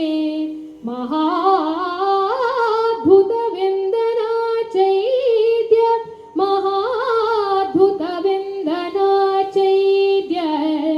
ಗಾಳೆಯನು ಘಲ್ಲಿಸಿದ, ಗಾಳೆಯನು ಘಲ್ಲಿಸಿದ ಕರುವಿನ ಕಾಲ ಹಿಡಿದೊಗೆದನು. ಅಗಡುರಗನ ಮೇಲೆ ಕುಣಿದಾಡಿದನು ಗಡ ಆವಡಿಗ ವಿದ್ಯೆಯಲಿ. ಕೂಳಗೋವಳರ ಹಳ್ಳಿಯಲಿ ಕಟ್ಟಾಳಲ ಬಳಿಗೇನು ಪೃಥ್ವೀಪಾಲ ರೀತಗೆ ಸರಿಯೇ, ಪೃಥ್ವೀಪಾಲ ರೀತಗೆ ಸರಿಯೇ. ದಿಟ ದಿಟವೆಂದನ, ದಿಟ ದಿಟವೆಂದನ ಚೈತ್ಯ. ಹಾಲುಣಿಸಿದಂತಹ ಪೂತನಿಯನ್ನು ಕೊಂದ. ಒಂದು ಪ್ರಸಿದ್ಧವಾದ ಕೆಲಸವನ್ನು ಮಾಡಿದರೆ ಮತ್ತೆ ಎಲ್ಲರೂ ಕೂಡ ಅದನ್ನೇ ಹೇಳುವಂಥದ್ದು. ಜರಾಸಂಧನೂ ಅದನ್ನು ಹೇಳಿದ, ಶಿಶುಪಾಲನು ಅದನ್ನೇ ಹೇಳ್ತಾ ಇದ್ದಾನೆ. ಹಾಲುಣಿಸಿದವರನ್ನು ಯಾರಾದರೂ ಕೊಲ್ತಾರೋ? ಆದರೆ ಎಂತಹ ಹಾಲು ಉಣಿಸಿದ್ಲು ಅಂತ ಯಾರು ಕೇಳುವುದಿಲ್ಲ. ಆಮೇಲೆ ಬಂಡಿಯನ್ನು 2 ಕಾಲಿಂದ ಒದ್ದು ಹುಡಿ ಹುಡಿ ಮಾಡಿದ, ಆ ರಾಕ್ಷಸನನ್ನು ಕೊಂದ. ಇವನು ನಡುವೆ ಹೋದರೆ ಜೋಡಿ ಮರಗಳು ಮುರಿದು ಹೋಯಿತು. ತಾಯಿ ಕೃಷ್ಣ ರಗಳೆ ಮಾಡ್ತಾನೆ ಎಂಬುದಾಗಿ ಕಾಲಿಗೆ ಹಗ್ಗವನ್ನ ಕಟ್ಟಿ ಅದನ್ನು ಜೋಡು ಮರಗಳಿಗೆ ಕಟ್ಟಿರ್ತಾರೆ. ಕೃಷ್ಣನ ಲೀಲೆ ಏನು ಅಂತ ಹೇಳಿದರೆ, ಆ ಜೋಡು ಮರಗಳು ಅದು ಶಾಪದಿಂದ ಇದ್ದಂತಹ ಮರಗಳು. ಇವನು ಅದನ್ನು ಎಳೆಯುತ್ತಾನೆ, ಮರಗಳು ಬೀಳ್ತವೆ, ಅಲ್ಲಿ ಶಾಪ ಮುಕ್ತಿ ಆಗ್ತದೆ. ಹಾಗಾಗಿ ಭಗವಂತನ ಪಾರಮ್ಯವನ್ನು ಈ ರೀತಿಯಾಗಿ ನಾವು ಅರ್ಥೈಸಿಕೊಳ್ಳಬಹುದು. ಅವನು ಹೇಳುವುದರ ಮೂಲಕವಾಗಿ ಅವನು ಮಾಡಿದಂತಹ ಮಹಾತ್ಮೆಯ ಕೆಲಸಗಳೆಲ್ಲವೂ ಕೂಡ ಬೆಳಕಿಗೆ ಬರ್ತಾ ಇದೆ. ಕೃಷ್ಣನೇ ಆ ಮರಕ್ಕೆ ಮೋಕ್ಷ ಕೊಡಬೇಕು ಅಂತಾದ್ರೆ ಅವನು ಎಂಥವನಾಗಿರಬೇಕು? ವಿಷವನ್ನೇ ಉಣಿಸಿದವಳನ್ನು ಕೊಲ್ಲಬೇಕು ಅಂತಾದ್ರೆ ಕೃಷ್ಣ ಎಂತಹ ಪರಮಾತ್ಮ ಅವನು? ಒಂದು ವೇಳೆ ಪೂತನಿಯನ್ನು ಕೃಷ್ಣ ಕೊಲ್ಲಿಲ್ಲ ಅಂತಾದ್ರೆ ಇನ್ನು ಎಷ್ಟು ಮಂದಿ ಶಿಶುಗಳು ಅವಳಿಂದ ಸಾಯ್ತಿದ್ರು. ಆಮೇಲೆ ಕತ್ತೆ ಗೂಳಿಗಳನ್ನು ಇವನು ಕೊಂದಿದ್ದಾನೆ. ಕತ್ತೆ ರೂಪದಲ್ಲಿ ಬಂದಂತಹ ರಾಕ್ಷಸರನ್ನು, ಗೂಳಿಯ ರೂಪದಲ್ಲಿ ಬಂದಂತಹ ರಾಕ್ಷಸರನ್ನೆಲ್ಲ ಕೊಂದಿದ್ದಾನೆ. ಆಮೇಲೆ ಗಾಳಿಯಲ್ಲಿ ಗುದ್ದಿಕೊಂಡು ಹೋರಾಟ ಮಾಡಿದ್ದಾನೆ. ಹಿಂದೆ ಬಂದಂತಹ ಆ ಗಾಳಿಯ ರೂಪದಲ್ಲಿ ಬಂದಂತಹ ರಾಕ್ಷಸರನ್ನು ಸಂಹಾರ ಮಾಡಿದ್ದಾನೆ. ಕರುವಿನ ಕಾಲು ಹಿಡಿದು ಒಗೆದಿದ್ದಾನಂತೆ. ಆ ದನ ಕಾಯ್ತಾ ಇರುವಂತಹ ಸಂದರ್ಭದಲ್ಲಿ ದನಗಳ ರೂಪದಲ್ಲಿ ಬಂದಂತಹ ರಾಕ್ಷಸರನ್ನು ಸಂಹಾರ ಮಾಡಿದ್ದಾನೆ. ಹಾವಾಡಿಗ ವಿದ್ಯೆಯನ್ನ ಕಲಿತು ಹಾವಿನ ಮೇಲೆ ಕುಣಿದಾಡಿದ್ನಂತೆ. ಒಂದು ರೀತಿಯಲ್ಲಿ ಕಾಳಿಂಗ ಮರ್ದನದ ಸ್ತುತಿ ಅದು, ನಿಂದೆ ಅಲ್ಲ. ನಾವು ಅದನ್ನ ಸ್ತುತಿ ಅಂತ ತಗೊಳ್ಬೇಕು. ಆತ ಒಂದು ರೀತಿಯಲ್ಲಿ ಸ್ತುತಿಯೇ ಮಾಡಿದ್ದು. ಅವನಿಗೆ ಮಾಡ್ಲಿಕ್ಕೆ ಸಾಧ್ಯ ಇತ್ತ? ಬೇರೆಯವರು ಯಾರಾದ್ರೂ ಅಂತಹ ಕೆಲಸವನ್ನು ಮಾಡಿದ್ದಾರೋ? ಅದಕ್ಕೆ ಈತ ಹೇಳುವುದೇನು? ಹಾವಾಡಿಗ, ಅವನಿಗೆ ಬುದ್ಧಿ ಗೊತ್ತಿದೆ. ಹಾವಿನ ಮೇಲೆ ಹಾವಾಡಿಗನ ವಿದ್ಯೆಯನ್ನ ಕಲಿತು ಈತ ಕುಣಿದಾಡಿದ್ದಾನೆ. ಆಮೇಲೆ ಇರುವುದು ಗೊಲ್ಲರ ಹಟ್ಟಿಯಲ್ಲಿ. ಗೊಲ್ಲರು ಪರಾಕ್ರಮಶೀಲರು ಆಗಿದ್ರೆ ಆಗಿರಬಹುದು. ಹಾಗಾಗಿ ಗೊಲ್ಲರ ಹಟ್ಟಿಯಲ್ಲಿ ಇವತ್ತು ಭಾರಿ ಪರಾಕ್ರಮಶಾಲಿ. ರಾಜರು ಇವನಿಗೆ ಸರಿ ಆಗ್ತಾರ? ರಾಜರ ಯೋಗ್ಯತೆ ಏನು? ಈ ಗೋವಳನ ಯೋಗ್ಯತೆ ಏನು? ಖಂಡಿತವಾಗಿಯೂ ಕೂಡ ಇವನು ಆ ಅಧ್ಯಕ್ಷಗಿರಿಗೆ ಯೋಗ್ಯನಲ್ಲ ಎಂಬುದಾಗಿ ಹೇಳುತ್ತಾ, ಆಮೇಲೆ ಗೋವರ್ಧನಗಿರಿಯನ್ನು ಎತ್ತಿದ್ನಂತೆ 7 ದಿನ. ಅಯ್ಯೋ, 7 ದಿನ ಪರ್ಯಂತ, 7 ದಿನ ಪರ್ಯಂತ ಮೊರಡಿಯ ಮೇಲುಗೊಡೆಯನು ಹಿಡಿದು ಬಲು ಮಳೆಗಾಲವನು ಮಾಡಿಸಿದ ಗಡ. ಹರ ಹರ ಹರ ಹರ ವಿಶೇಷವರ ಹೇಳು ಹೇಳಿಂದ್ರಂಗೆ ಮಾಡಿದ ಕೂಡ ರಾಶಿಯನು ಒಬ್ಬನೇ ಕೈ ಮೇಳವಿಸಿದನೇ. ಕಂದನಾಣೆ ವಿಚಿತ್ರವಾಯ್ತೆಂದ, ಕಂದನಾಣೆ ವಿಚಿತ್ರವಾಯ್ತೆಂದ. ಶಿಶುಪಾಲ ಹೇಳ್ತಾ ಇದ್ದಾನೆ, ಒಂದು ಗುಡ್ಡೆಯನ್ನ, ಕೆಲಸಕ್ಕೆ ಬಾರದಂತಹ ದಿಣ್ಣೆಯನ್ನ ಕಿರುಬೆರಳಿನಲ್ಲಿ ಎತ್ತಿದ್ರಂತೆ. ಓ, ದೊಡ್ಡ ಕೆಲಸವ. ಗೋವರ್ಧನಗಿರಿಯನ್ನು ಎತ್ತಿದ್ದು ಹೌದು, ಕಿರುಬೆರಳಿನಲ್ಲಿ ಎತ್ತಿದ್ದು ಹೌದು, ದೊಡ್ಡ ಕೆಲಸವೂ ಹೌದು. ಅದನ್ನು ದೊಡ್ಡ ಕೆಲಸವ ಇವನೇನು ಮಾಡಿದ್ದಾನೆ? ಶಿವ ಶಿವ, ಹೌದಪ್ಪ, ಅವನನ್ನು ಹೊಗಳುವವರಿಗೆ ಇದು ದೊಡ್ಡ ಒಂದು ಸ್ತುತಿಯೇ ಹೌದು. ಆದರೆ ಇಂದ್ರನ ಪೂಜೆಗೆಂದು ಸಿದ್ಧ ಮಾಡಿದ್ದ ಆ ಕೂಳನ್ನೆಲ್ಲ ಇವನೇ ನುಂಗಿದನೋ? ಇಂದ್ರ ಪೂಜೆಯನ್ನ ಇಲ್ಲ ಅಂತ ಮಾಡಿದ್ದು ಎಷ್ಟು ಸರಿ? ಇಂದ್ರ ಜಗತ್ತಿಗೆ ಕ್ಷೇಮವನ್ನು ಉಂಟು ಮಾಡುವಂತಹ ದೇವರು. ಹಾಗಾಗಿ ಇಂದ್ರನಿಗೇ ಅವಮಾನ ಮಾಡಿದ್ದಾನೆ. ಅವನಿಗೆ ಸಲ್ಲಬೇಕಾದ ನೈವೇದ್ಯವನ್ನ ಈತನೇ ಉಂಡಿದ್ದಾನೆ. ಇವೊಬ್ಬ ಶಿಶುವಿನಾನೇ. ಇವನು ಮಗುವಾಗಿದ್ದಾಗ ಹೇಳುವಂಥದ್ದು. ಇಲ್ಲಿ ಶಿಶುಪಾಲ ಬೈತಾ ಇದ್ದಾನೋ, ಹೊಗಳ್ತಾ ಇದ್ದಾನೋ?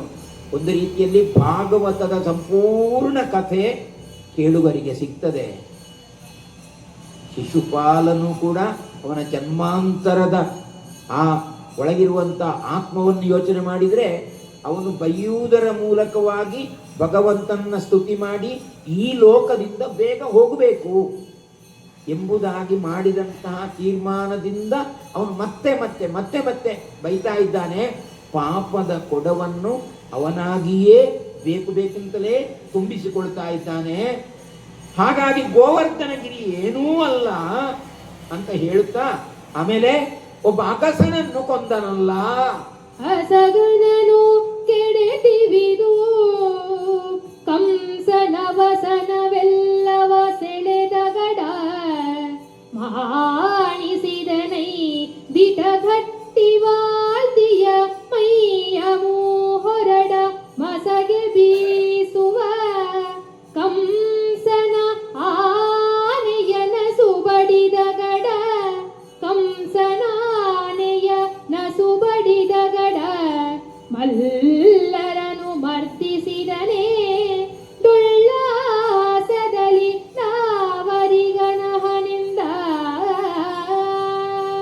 ಅಗಸನನ್ನ ಕೆಡಹಿದ ಕಂಸನಲ್ಲಿಗೆ ಬಂದಾಗ ಅಹಂಕಾರದಿಂದ ಇದ್ದಂತಹ ಅಗಸ ಬಟ್ಟೆ ಕೇಳಿದಾಗ ಕೊಡಲಿಲ್ಲ. ಕಂಸನ ಒಬ್ಬ ಸೇವಕನ ಹಾಗೆ ಇರುವಂಥ ಅಗಸನಿಗೇ ಅಷ್ಟು ಅಹಂಕಾರ ಇರಬೇಕಾದ್ರೆ ಇನ್ನು ಪ್ರಜೆಗಳ ಕಥೆಯನ್ನು ಉಳಿದವರು ಹೇಗಿರಬಹುದು? ಅಂಥವರನ್ನ ಕೊಂದಿದ್ದಾನೆ ಈತ. ಅವರ ಬಟ್ಟೆಗಳನ್ನೆಲ್ಲ ಸೆಳೆದುಕೊಂಡಿದ್ದಾನೆ. 3 ಡೊಂಕಿದ್ದಂತಹ ಕುಬ್ಜೆಯನ್ನ ಸರಿಪಡಿಸಿದ್ದಾನೆ. ದೊಡ್ಡ ಸಾಹಸ ಅಲ್ವಾ? ಅವಳ ಡೊಂಕನ್ನ ಸರಿ ಮಾಡಬೇಕು ಈತ. ಆ ಮೈ ನೇವರಿಸಿದ ತಕ್ಷಣದಲ್ಲೇ ಆಕೆ ಸುಂದರಿ ಆಗ್ತಾ ಇದ್ದಾಳೆ. ಕಂಸನ ಆನೆಯನ್ನು ಕೊಂದನೆ. ಕಂಸನ ಆನೆ ಇವನನ್ನು ಕೊಲ್ಲಿಕ್ಕೆ ಬಂದದ್ದು ಅಂತ ಹೇಳುವುದಿಲ್ಲ. ಯಾವಾಗಲೂ ನಮಗೆ ಬೇಕಾದ ಹಾಗೆ ನಾವು ಮಾತಾಡೋದು.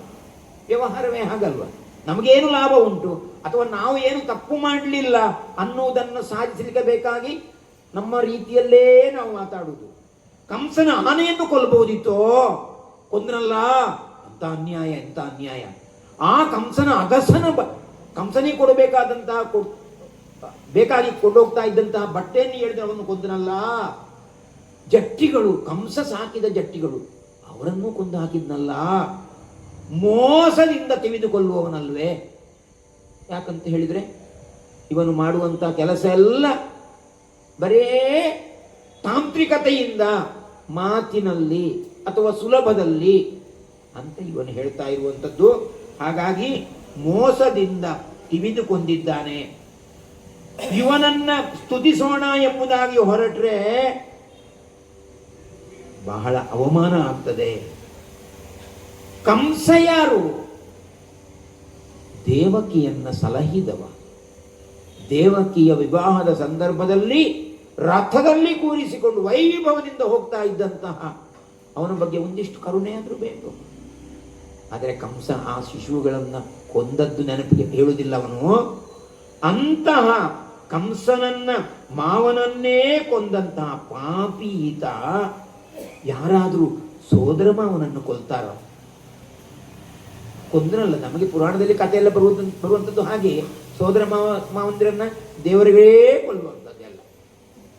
ಆಮೇಲೆ ಹೇಳ್ತಾ ಇದ್ದಾನೆ, ಯಾದವರ ಸಮಸ್ತ ಪರಾಕ್ರಮದ ಒಂದೇ ಒಂದು ವಿಚಾರವನ್ನು ಹೇಳು. ಇಲ್ಲ. ಹಾಗಾಗಿ ಗೋವಳರ ಹೆಂಡಿರ ಜೊತೆಗೆ ಇವನು ಮಾಡಿದಂತಹ ಹಾದರದ ಕೆಲಸವನ್ನು ಕೂಡ ನಾನು ಹೇಳಬಾರದು. ಅಯ್ಯೋಯ್ಯೋ, ಅಷ್ಟು ಮಾತ್ರವಾ? ಕಾಲಯವನನ್ನು ಏನು ಮಾಡಿದ್ದ ಈತ? ಓಡಿ ಓಡಿ ಕೊಲಿಸಿದನಲ್ಲ. ಓಡಿ ಕೊಲಿಸಿದ ಕಾಲಯವನನ, ಓಡಿ ಕೊಲಿಸಿದ ಕಾಲಯವನನ, ಮೂಡಿರವೆ ಹುಲುಕಲುಗಳ ಕಟ, ಮೂಡಿರವೆ ಹುಲುಕಲುಗಳ ಕಟ, ಓಡು ಕುಡಿ ಹೋದಲ್ಲಿ ಮಗಧನ ರಾಜ ಕಾರ್ಯದಲ್ಲಿ, ಆಡದರಿಯೇ ವಿಜಾತಿ ರತ್ನದ ಕೋಡಿಗಳ ಹಳಿವಾತನೇ, ಹರಿತೋಡಿ ಬಡಿಸುವೆ ಕಿವಿಗ ರೋಚಕವಾಯ್ತು, ಕಿವಿಗ ರೋಚಕವಾಯ್ತು ತೆಗೆಯಿಂದ.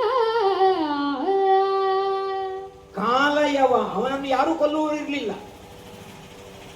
ಕೃಷ್ಣ ಅವನ ಎದುರು ಓಡಿದ, ಓಡಿಸ್ತಾ ಬಂದ. ಮುಚುಕುಂದ ತಪಸ್ಸು ಮಾಡ್ತಾ ಇದ್ದ. ಒಂದು ಗುಹೆಯನ್ನು ಪ್ರವೇಶ ಮಾಡಿದ. ಕಾಲಯವ ಆ ಗುಹೆಯೊಳಗೆ ಬರ್ತಾನೆ. ಮುಚುಕುಂದನನ್ನ ಕೇಳ್ತಾನೆ, ಎಲ್ಲಿದ್ದಾನೆ? ಇಲ್ಲೊಬ್ಬ ಹುಡುಗ ಬಂದನ, ಕೃಷ್ಣ ಬಂದನ, ಎಲ್ಲಿದ್ದಾನೆ? ಕೆಣಕ್ತಾ ಇದ್ದಾನೆ. ತಪಸ್ನಲ್ಲಿ ಇದ್ದಂತಹ ಮುಚುಕುಂದ ಕಣ್ಣು ತೆರೆದದ್ದೇ ತಡ, ಕಾಲಯವ ಸುಟ್ಟು ಹೋದ ಮೇಲೆ ಮೆಲ್ಲ ಕೃಷ್ಣ ಬಂದ. ಕೊಂದದ್ಯಾರು? ಕೃಷ್ಣ. ಮಾಡಿದ್ದೇನು? ಅಡಗಿ ಕೂತದ್ದು.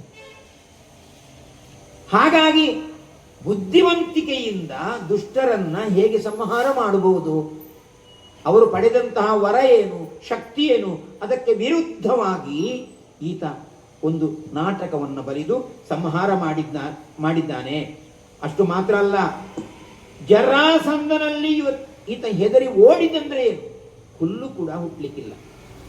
ಆಮೇಲೆ ಅದನ್ನೆಲ್ಲ ಬಿಟ್ಟು ಈ ಒಳ್ಳೆಯ ರತ್ನ ಅಲ್ಲ, ಹಾಳಾಗಿ ಹೋದಂತಹ, ವ್ಯಕ್ತಿತ್ವವೇ ಇಲ್ಲದಂತಹ ಒಬ್ಬ ರಾಜನಾದವ ಅಥವಾ ಒಬ್ಬ ಮನುಷ್ಯನಾದವ ಮಾಡಬಾರದಂತಹ ಕೆಲಸವನ್ನು ಮಾಡಿದಂತಹ ಅವನನ್ನ ನೀನು ಹೊಗಳ್ತಾ ಇದೆಯಲ್ಲ, ನನಗೆ ಅದನ್ನು ಕೇಳಿ ಕೇಳಿ ಕೇಳಿ ಸಾಕಾಗಿ ಹೋಯಿತು. ಅಷ್ಟು ಮಾತ್ರ ಅಲ್ಲ, ಕಪಟದಲ್ಲಿ ಏನು ಮಾಡಿದ್ರು ಇವರು? ಕಪಟದಲ್ಲಿ ಭೀಮಾರ್ಜುನರು ಸಹಿತುಪಚಿತ ದ್ವಿಜವೇಷದಲ್ಲಿ ನಿಷ್ಕಪಟ ಮಗಧನ ಮನೆಯನ ದ್ವಾರದಲ್ಲಿ ಹೊಕ್ಕನಲ ಕೃಪಣವಿವದಿರು ವಿಪ್ರವೇಶದ ಲಪಸದರು ಕಾದಿದರು ಭೀಷ್ಮಗೆ ಜಪವಲ ಕಂಸಾರಿ ಮಾಡಿದ ಕಷ್ಟಕೃತಿಯಿಂದ ಪರಾಕ್ರಮಶೀಲ ಅಂತಾದರೆ ಜರಾಸಂಧನಲ್ಲಿಗೆ ನೇರವಾಗಿ ಹೋಗಿ ಯುದ್ಧ ಕೊಡು ಅಂತ ಹೇಳಬೇಕಿತ್ತು. ಅದು ಮಾಡಲಿಲ್ಲ. ಭೀಮಾರ್ಜುನರಿಗೂ ಕೂಡ ಮೋಸವನ್ನ ಕಲಿಸಿಕೊಟ್ಟು ಸ್ನಾತಕ ಬ್ರಾಹ್ಮಣರ ವೇಷ ಹಾಕಿಕೊಂಡು ಜರಾಸಂಧನ ಮನೆಯನ್ನ ಪ್ರವೇಶ ಮಾಡಿದ. ಯುದ್ಧ ಮಾಡಿದ್ರು. ಕೊನೆಗೆ ಜರಾಸಂಧ ಸತ್ತ. ಕೊಂದದ್ಯಾರು? ಕೃಷ್ಣ. ಎಲ್ಲ ಕೊನೆಗೆ ಬರುವಂಥದ್ದು, ಆ ನಾಯಕತ್ವ ಬರುವಂಥದ್ದು ಕೃಷ್ಣನಿಗೆ. ಹಾಗಾಗಿ ಮೇರತನಗದ ಮಾಗದೇಂದ್ರನ ಮಾರಿದ ಮುರುಕಕ್ಕೆ ಭೀಮನಾಥನ ಸೆರೆಯ ಮನೆಯಲ್ಲಿ ಸಿಕ್ಕಿದವ ನೀಪಾಲ ಪಂಥಿಗಳ ಸೆರೆಯ ನಿವ ಬಿಡಿಸಿದನು ಗಡ ಸೆರೆಯ ನಿವ ಬಿಡಿಸಿದನು ಗಡ ಬೊಪ್ಪಿರಿವ ಪೌರುಷವೇಕೆ ಬೊಪ್ಪಿರಿವ ಪೌರುಷವೇಕೆ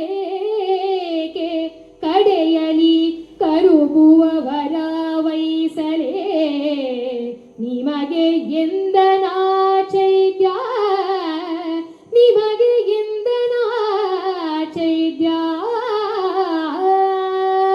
ಜರಾಸಂಧನನ್ನು ಕೊಂದದ್ದು ಭೀಮಸೇನ, ಹೆಸರು ಕೃಷ್ಣನಿಗೆ. ಆ ಜರಾಸಂಧನ ಸೆರೆಮನೆಯಲ್ಲಿ ಇದ್ದಂತಹ ಅಷ್ಟೂ ಮಂದಿ ರಾಜರನ್ನ ಬಿಡಿಸಿದ. ಜರಾಸಂಧನನ್ನು ಕೊಲ್ಲಿಕ್ಕೆ ಹೋದ್ದಿ ಯಾಕೆ? ಅವನು ಅಲ್ಲಿ ಬಲಿ ಕೊಡ್ಲಿಕ್ಕೆ ಇಟ್ಟಂತಹ ರಾಜಕುಮಾರರನ್ನು ರಕ್ಷಣೆ ಮಾಡಲಿಕ್ಕೆ ಬೇಕಾಗಿ ಕೃಷ್ಣ ಈ ನೆಪವನ್ನು ಮಾಡಿಕೊಂಡು ಅಲ್ಲಿಗೆ ಹೋದದ್ದು. ಹಾಗಾಗಿ ಕೊಂದದ್ದು ಭೀಮಸೇನ, ಹೆಸರು ಇವನಿಗೆ. ಇವನ ಪೌರುಷವನ್ನು ನೀವೆಲ್ಲ ಹೊಗಳ್ತಾ ಇದ್ದೀರಲ್ಲ, ನಿಮಗಾದರೂ ಹೊಗಳಲಿಕ್ಕೆ ನಾಲಿಗೆ ಹೇಗೆ ಬರ್ತದೆ ಎಂಬುದಾಗಿ ಹೇಳುತ್ತಾ ಮತ್ತೆ ಮತ್ತೆ ಮತ್ತೆ ಮತ್ತೆ ಬೈಲಿಕ್ಕೆ ಆರಂಭ ಮಾಡಿದಾಗ ಧರ್ಮರಾಯನಿಗೆ ಸಂಶಯ ಬರ್ತದೆ, ಭೀಮಸೇನಿಗೆ ಸಿಟ್ಟು ಬರ್ತದೆ. ಭೀಷ್ಮನಲ್ಲಿ ಕೇಳ್ತಾ ಇದ್ದಾರೆ, ಅಜ್ಜ ನಮ್ಮ ಯಾಗದ ಕಥೆ ಏನು? ಆಗ ಭೀಷ್ಮ ಹೇಳ್ತಾನೆ, ಇಲ್ಲ ಇಲ್ಲ, ಶಿಶುಪಾಲನ ತಾಯಿಗೆ ಕೃಷ್ಣ ಮಾತು ಕೊಟ್ಟಿದ್ದಾನೆ, 100 ವಿಷಯದಲ್ಲಿ 100 ಬಾರಿ ಅವನನ್ನ ಬೈಯುವವರೆಗೆ ಅವನನ್ನ ಕ್ಷಮಿಸ್ತಾನೆ ಅಂತ ತಾಯಿಗೆ ಮಾತು ಕೊಟ್ಟಿದ್ದಾನೆ. ಶ್ರುತಶ್ರವೆ ಶಿಶುಪಾಲನ ತಾಯಿ ದೇವಕಿಯ ತಂಗಿ. ಹಾಗಾಗಿ ಆ ಶಿಶುಪಾಲನಿಗೆ ಹೆಚ್ಚಿಗೆ ಇದ್ದಂತಹ ಕೈಗಳು ಕಣ್ಣುಗಳು ಮಾಯ ಆದ್ದು ಕೃಷ್ಣ ಕೈಯಲ್ಲಿ ಹಿಡಿದಾಗ ಯಾರೋ ಹೇಳಿದ್ರಂತೆ, ನನಗೊಂದು ಮಗು ಹುಟ್ಟಿದೆ, ಕಣ್ಣು ವಿಶೇಷವಾಗಿ ಉಂಟು, ಕೈ ವಿಶೇಷವಾಗಿ ಉಂಟು. ಆಗ ಹೇಳಿದ್ರಂತೆ ನಾರದರು, ನೋಡು, ಬಂದವರಿಗೆಲ್ಲ ನೀನು ಕೈಯಲ್ಲಿ ಶಿಶುವನ್ನು ಕೊಡು. ಯಾರ ಕೈಯಲ್ಲಿ ಶಿಶು ಕೊಟ್ಟಾಗ ವಿಶೇಷವಾದಂಥ ಕಣ್ಣುಗಳು ಮತ್ತು ಕೈಗಳು ಮಾಯವಾಗ್ತದೋ ಅವನೇ ಇವನನ್ನು ಸಂಹಾರ ಮಾಡ್ತಾನೆ. ಕೃಷ್ಣ ಬಂದಿದ್ದ ಅತ್ತೆಯ ಮಗುವನ್ನು ನೋಡುವ ಅಂತ. ಅವನ ಕೈಗೆ ಆ ಮಗು ಬಂದ ಗಳಿಗೆಯಲ್ಲಿ ವಿಶೇಷವಾದ ಕಣ್ಣು ಕೈಗಳು ಮಾಯ ಆಯಿತು. ಆಕೆ ಕಣ್ಣೀರು ಹಾಕಿ ಕೇಳ್ತಾ ಇದ್ದಾಳೆ, ನನ್ನ ಮಗನನ್ನು ಕೊಲ್ಲಬೇಡ. ಇಲ್ಲಮ್ಮ, ಕೊಲ್ಲುವುದಿಲ್ಲ. ಅವು ಏನು ಮಾಡಿದರೂ ಕೊಲ್ಲಬೇಡ. ಒಂದು 100 ಬಾರಿ ಬೇಕಾದರೂ ಬೈಲಿ. ಒಂದನೇ ಸಾರಿ ಅವನು ಬೈದರೆ ನಾನು ಸುಮ್ಮನೆ ಇರ್ಲಿಕ್ಕೆ ಆಗ್ತದಮ್ಮ. ಅಯ್ಯೋ, ಅಷ್ಟೆಲ್ಲ ಬೈತಾನೋ? ಮಾತು ಕೊಟ್ಟಿದ್ದ. ಆ 100 ಬೈಗಳವರೆಗೆ ಕಾಯ್ತಾ ಇದ್ದಾನೆ. ಹಾಗಾಗಿ ನೀನು ಯೋಚನೆ ಮಾಡಬೇಡ, ಬೈಲಿ. ಶಿಶುಪಾಲನಿಗೆ ಮತ್ತು ಸ್ಫೂರ್ತಿ ಬಂತು. ಹಾಗು ಅಂತ ಮತ್ತೆ ಬೈಲಿಕ್ಕೆ ಶುರು ಮಾಡ್ತಾನೆ. 100 ಕೃಷ್ಣ ಲೆಕ್ಕ ಮಾಡ್ತಾ ಇದ್ದಾನೆ. ಸುಮ್ಮನೆ ಕೂತಿದ್ದಾನೆ ಅಗ್ರಪೀಠದಲ್ಲಿ. 101ನೇ ಬೈಗಳಾದ ತಕ್ಷಣ ಇವರಿಗೆ ಮಂಗಳಾರತಿ ತಂದಂಥ ತಟ್ಟೆಯನ್ನು ಚಕ್ರದ ರೀತಿಯಲ್ಲಿ ಬಿಸಾಡ್ತಾನೆ. ಆ ಶಿಶುಪಾಲನ ತಲೆ ಚಕ್ರದ ಮೇಲೆ ಬಂದು ಆಗಸಕ್ಕೆ ಹಾರಿ ಹೋಗ್ತದೆ ಎಂಬಲ್ಲಿಗೆ ಆ ಭಾಗ ಮುಕ್ತಾಯವಾಗ್ತಾ ಇದೆ. ಬೈಯುವಂಥದ್ದು ಭಗವಂತನ ಸ್ತುತಿಯನ್ನು ಮಾಡುವಂಥದ್ದು. ಖಂಡಿತವಾಗಲೂ ಕೂಡ ಈ ಕಥಾನಕವನ್ನು ಕೇಳುವುದರಿಂದ ತುಂಬ ಪುಣ್ಯ ಬರ್ತದೆ. ನಾರದರು ದಾಸಿಯ ಮಗನಂತೆ, ವೇದವ್ಯಾಸರಿಗೆ ಹೇಳ್ತಾರೆ ನಾರದರೆ, ದಾಸಿಯ ಮಗನಂತೆ. ಚಾತುರ್ಮಾಸ್ಯದ ಸಂದರ್ಭದಲ್ಲಿ ಸ್ವಾಮಿಗಳ ಅರ್ಥಾತ್ ಮಠ ಮಂದಿರಗಳಲ್ಲಿ ನಡೆಯುತ್ತಾ ಇದ್ದಂತಹ ಆ ಉಪನ್ಯಾಸವನ್ನು ಕೇಳಿ ಅವರ ಬದುಕು ಅಲ್ಲಿಗೆ ಮುಗಿದು, ಈಗ ನಾನು ಇಷ್ಟು ದೊಡ್ಡ ತಪಸ್ವಿಯಾಗಿದ್ದೇನೆ, ಯೋಗಿಯಾಗಿದ್ದೇನೆ. ನಾನು ಅವತ್ತು ಆ ಒಳ್ಳೆಯ ವಿಚಾರವನ್ನು, ಭಗವಂತನ ವಿಚಾರವನ್ನು ಕೇಳಿದರ ಪರಿಣಾಮವಾಗಿ ಇವತ್ತು ನಾನು ನಾರದನಾಗಿದ್ದೇನೆ ಅಂತ ವೇದವ್ಯಾಸರಿಗೆ ಹೇಳಿದ್ದಾರಂತೆ. ಹಾಗಾಗಿ ನಾವು ಪುರಾಣ ಪ್ರವಚನವನ್ನು ಕೇಳುವುದರ ಮೂಲಕವಾಗಿ ಎಷ್ಟೋ ಜನ್ಮದ ಪಾಪಗಳು ಪರಿಹಾರ ಆಗ್ತದೆ. ನಾವು ಹೇಳ್ತೇವೆ ಸಕಾರಾತ್ಮಕತೆ ಅನ್ನುವಂಥದ್ದು, ನಾವು ನೆಗೆಟಿವ್ ಅಲ್ಲ, ಪಾಸಿಟಿವ್ ವಿಚಾರಗಳು ನಮಗೆ ಅಲೆ ನಮ್ಮಲ್ಲಿ ಸ್ಪಂದನೆ ತರ್ತದೆ, ಒಳ್ಳೆಯ ವಿಚಾರವನ್ನು ನಮ್ಮಲ್ಲಿ ಅದು ಪ್ರೋತ್ಸಾಹಿಸ್ತದೆ ಎಂಬುದಾಗಿ ಹೇಳುತ್ತಾ ಇವತ್ತಿನ ಈ ಪ್ರವಚನವನ್ನು ಅರ್ಥಾತ್ ವಾಚನ ವ್ಯಾಖ್ಯಾನವನ್ನು ಮುಗಿಸ್ತಾ ಇದ್ದೇವೆ. ಕುಮಾರಿ ಶ್ರೀವಿದ್ಯಾ ಭಾಳ ಚೆನ್ನಾಗಿ ಹಲವು ರಾಗಗಳನ್ನು ಹಾಕಿ ಸ್ಪಷ್ಟವಾಗಿ ಹೇಳಿದ್ದಾರೆ. ಅವರಿಗೂ ಕೂಡ ನನ್ನ ವಂದನೆಗಳನ್ನು ಸಲ್ಲಿಸ್ತಾ, ನೀವೆಲ್ಲ ಕೇಳಿದ್ದೀರಿ, ಖಂಡಿತವಾಗಲೂ ದೊಡ್ಡ ವಿದ್ವಾಂಸರಿದ್ದೀರಿ. ಕೆಲವು ಕಡೆಯಲ್ಲೆಲ್ಲ ನಾನು ಹಾರಿಸಿಕೊಂಡು ಹೋಗಿದ್ದೇನೆ, ಒಂದೆರಡು ತಪ್ಪನ್ನು ಹೇಳಿದ್ದೇನೆ, ನನಗೆ ಗೊತ್ತಿದೆ, ಕ್ಷಮಿಸಬೇಕು ಅಂತ ಕೇಳುತ್ತಾ ಮತ್ತೊಮ್ಮೆ ಈ ಅವಕಾಶವನ್ನು ನೀಡಿದಂಥ ನಮ್ಮ ತಾಲೂಕಿನ ಅಧ್ಯಕ್ಷರಿಗೆ ವಂದನೆಗಳನ್ನು ಸಲ್ಲಿಸ್ತಾ, ಮುಂದಿನ ಜಿಲ್ಲಾ ಸಮ್ಮೇಳನ ಯಶಸ್ವಿಯಾಗಿ ನಡೆಯಲಿ ಅಂತ ಹಾರೈಸುತ್ತಾ ಈ ಕಾರ್ಯಕ್ರಮವನ್ನು ಇಲ್ಲಿಗೆ ಮುಕ್ತಾಯಗೊಳಿಸ್ತಾ ಇದ್ದೇವೆ. ಇದನ್ನು ಆ ಭಗವಂತನ ಚರಣಾರವಿಂದಗಳಿಗೆ ಸಮರ್ಪಣೆ ಮಾಡ್ತಾ ಇದ್ದೇವೆ. ಅವಕಾಶ ನೀಡಿದಂಥ ದೇವಸ್ಥಾನದ ಶರತಣ್ಣನವರಿಗೂ, ಆ ಪುರೋಹಿತರಿಗೂ, ಎಲ್ಲ ಇಲ್ಲಿಯ ಸಿಬ್ಬಂದಿ ವರ್ಗದವರಿಗೂ, ಕೇಳಿದಂಥ ನಿಮಗೆಲ್ಲರಿಗೂ ಕೂಡ ಮತ್ತೊಮ್ಮೆ ನಮಸ್ಕಾರಗಳನ್ನು ಹೇಳುತ್ತಾ ಇಲ್ಲಿಗೆ ಮಂಗಲವನ್ನು ಹಾಡ್ತೇವೆ.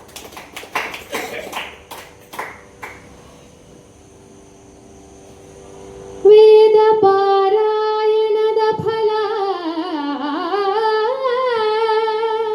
ಗಂಗಾದಿ ತೀರ್ಥ ಸ್ನಾನ ಫಲ, ಕೃಚ್ಛಾದಿ ತಪಸ್ಸಿನ ಫಲವು, ಜ್ಯೋತಿಷ್ಠೋಮಯಾಗ ಫಲ, ಮೇದಿನಿಯ ನೊಲಿದಿತ್ತ ಫಲ, ವಸ್ತ್ರಾದಿ ಕನ್ಯಾದಾನ ಫಲಬಹುದು. ಆದರಿಸಿ ಭಾರತದೊಳು ಒಂದಕ್ಷರವ ಕೇಳ್ದನಿಗೆ, ಆದರಿಸಿ ಭಾರತದೊಳು ಒಂದಕ್ಷರವ ಕೇಳ್ದನಿಗೆ. ಈ ಗಮಕ ಕಾರ್ಯಕ್ರಮದಲ್ಲಿ ಶ್ರೀಯುತ ಕಲ್ಲೂರಾಯರು ಹೇಳಿದ ಹಾಗೆ ಅತ್ಯಂತ ಸೊಗಸಾಗಿ ಸುಮಧುರವಾದಂತಹ ಕಂಠದಿಂದ ವಾಚನವನ್ನು ಮಾಡುತ್ತಾ ನಮ್ಮೆಲ್ಲರ ಮನಸ್ಸನ್ನು ಮಂತ್ರಮುಗ್ಧಗೊಳಿಸಿದಂತಹ ಕುಮಾರಿ ಶ್ರೀವಿದ್ಯಾ ಐತಾಳ್ ಅವರಿಗೆ ಪರಿಷತ್ತಿನ ಪರವಾಗಿ, ನಮ್ಮ ನಿಮ್ಮೆಲ್ಲರ ಪರವಾಗಿ ತುಂಬು ಹೃದಯದ ಕೃತಜ್ಞತೆಗಳನ್ನು ಸಲ್ಲಿಸ್ತಾ ಇದ್ದೇನೆ. ಹಾಗೆ ಕರ್ನಾಟಕ ಗಮಕ ಕಲಾಶ್ರೀ ಪ್ರಶಸ್ತಿಗೆ ಸತ್ಪಾತ್ರರಾದಂತಹ ನಮ್ಮ ಜಿಲ್ಲೆಯ ಹೆಮ್ಮೆಯ ಅಧ್ಯಕ್ಷರಾದಂತಹ ಪ್ರೊಫೆಸರ್ ಮಧುರು ಮೋಹನಕಲ್ಲೂರಾಯರ ವ್ಯಾಖ್ಯಾನಕ್ಕೆ ತುಂಬು ಹೃದಯದ ಅನಂತ ಧನ್ಯವಾದಗಳನ್ನು ಸಮರ್ಪಿಸ್ತಾ ಇದ್ದೇನೆ. ಎಲ್ಲ ಗಮಕ ವಾಚನ ಪ್ರವಚನ. ನಾನು ಪ್ರವಚನವನ್ನು ಮಾಡಬಲ್ಲೆ, ವಾಚನಕ್ಕೂ ಸಿದ್ಧನಿದ್ದೇನೆ. ಈಗ ನಾನು ವಾಚನ ರೂಪದಲ್ಲಿ ಈ ಗಮಕದ ಬಗ್ಗೆ ಒಂದೆರಡು ಮಾತು ಹೇಳಲಿಕ್ಕೆ ಇಚ್ಛಿಸ್ತೇನೆ. ತರೆಯೋಳುತ್ತಮ ಕಲೆಯು ಗಮಕವೋ ಧರೆಯೋ ಉತ್ತಮ ಕಲೆಯು ಗಮಕವು ವರ ಪುರಾಣದ ಅರಿವ ಹೊಂದಲು ವರ ಪುರಾಣದ ಅರಿವ ಹೊಂದಲು ನಿರತ ನಡೆಯುವುದು 8 ದಿವಸದಿ ಸ್ವಾಮಿ ಸನ್ನಿಧಿಲಿ. ಅರಿವ ಹೊಂದಲು ನಿರತ ನಡೆಯುವುದು 8 ದಿವಸದಿ ಸ್ವಾಮಿ ಸನ್ನಿಧಿಲಿ.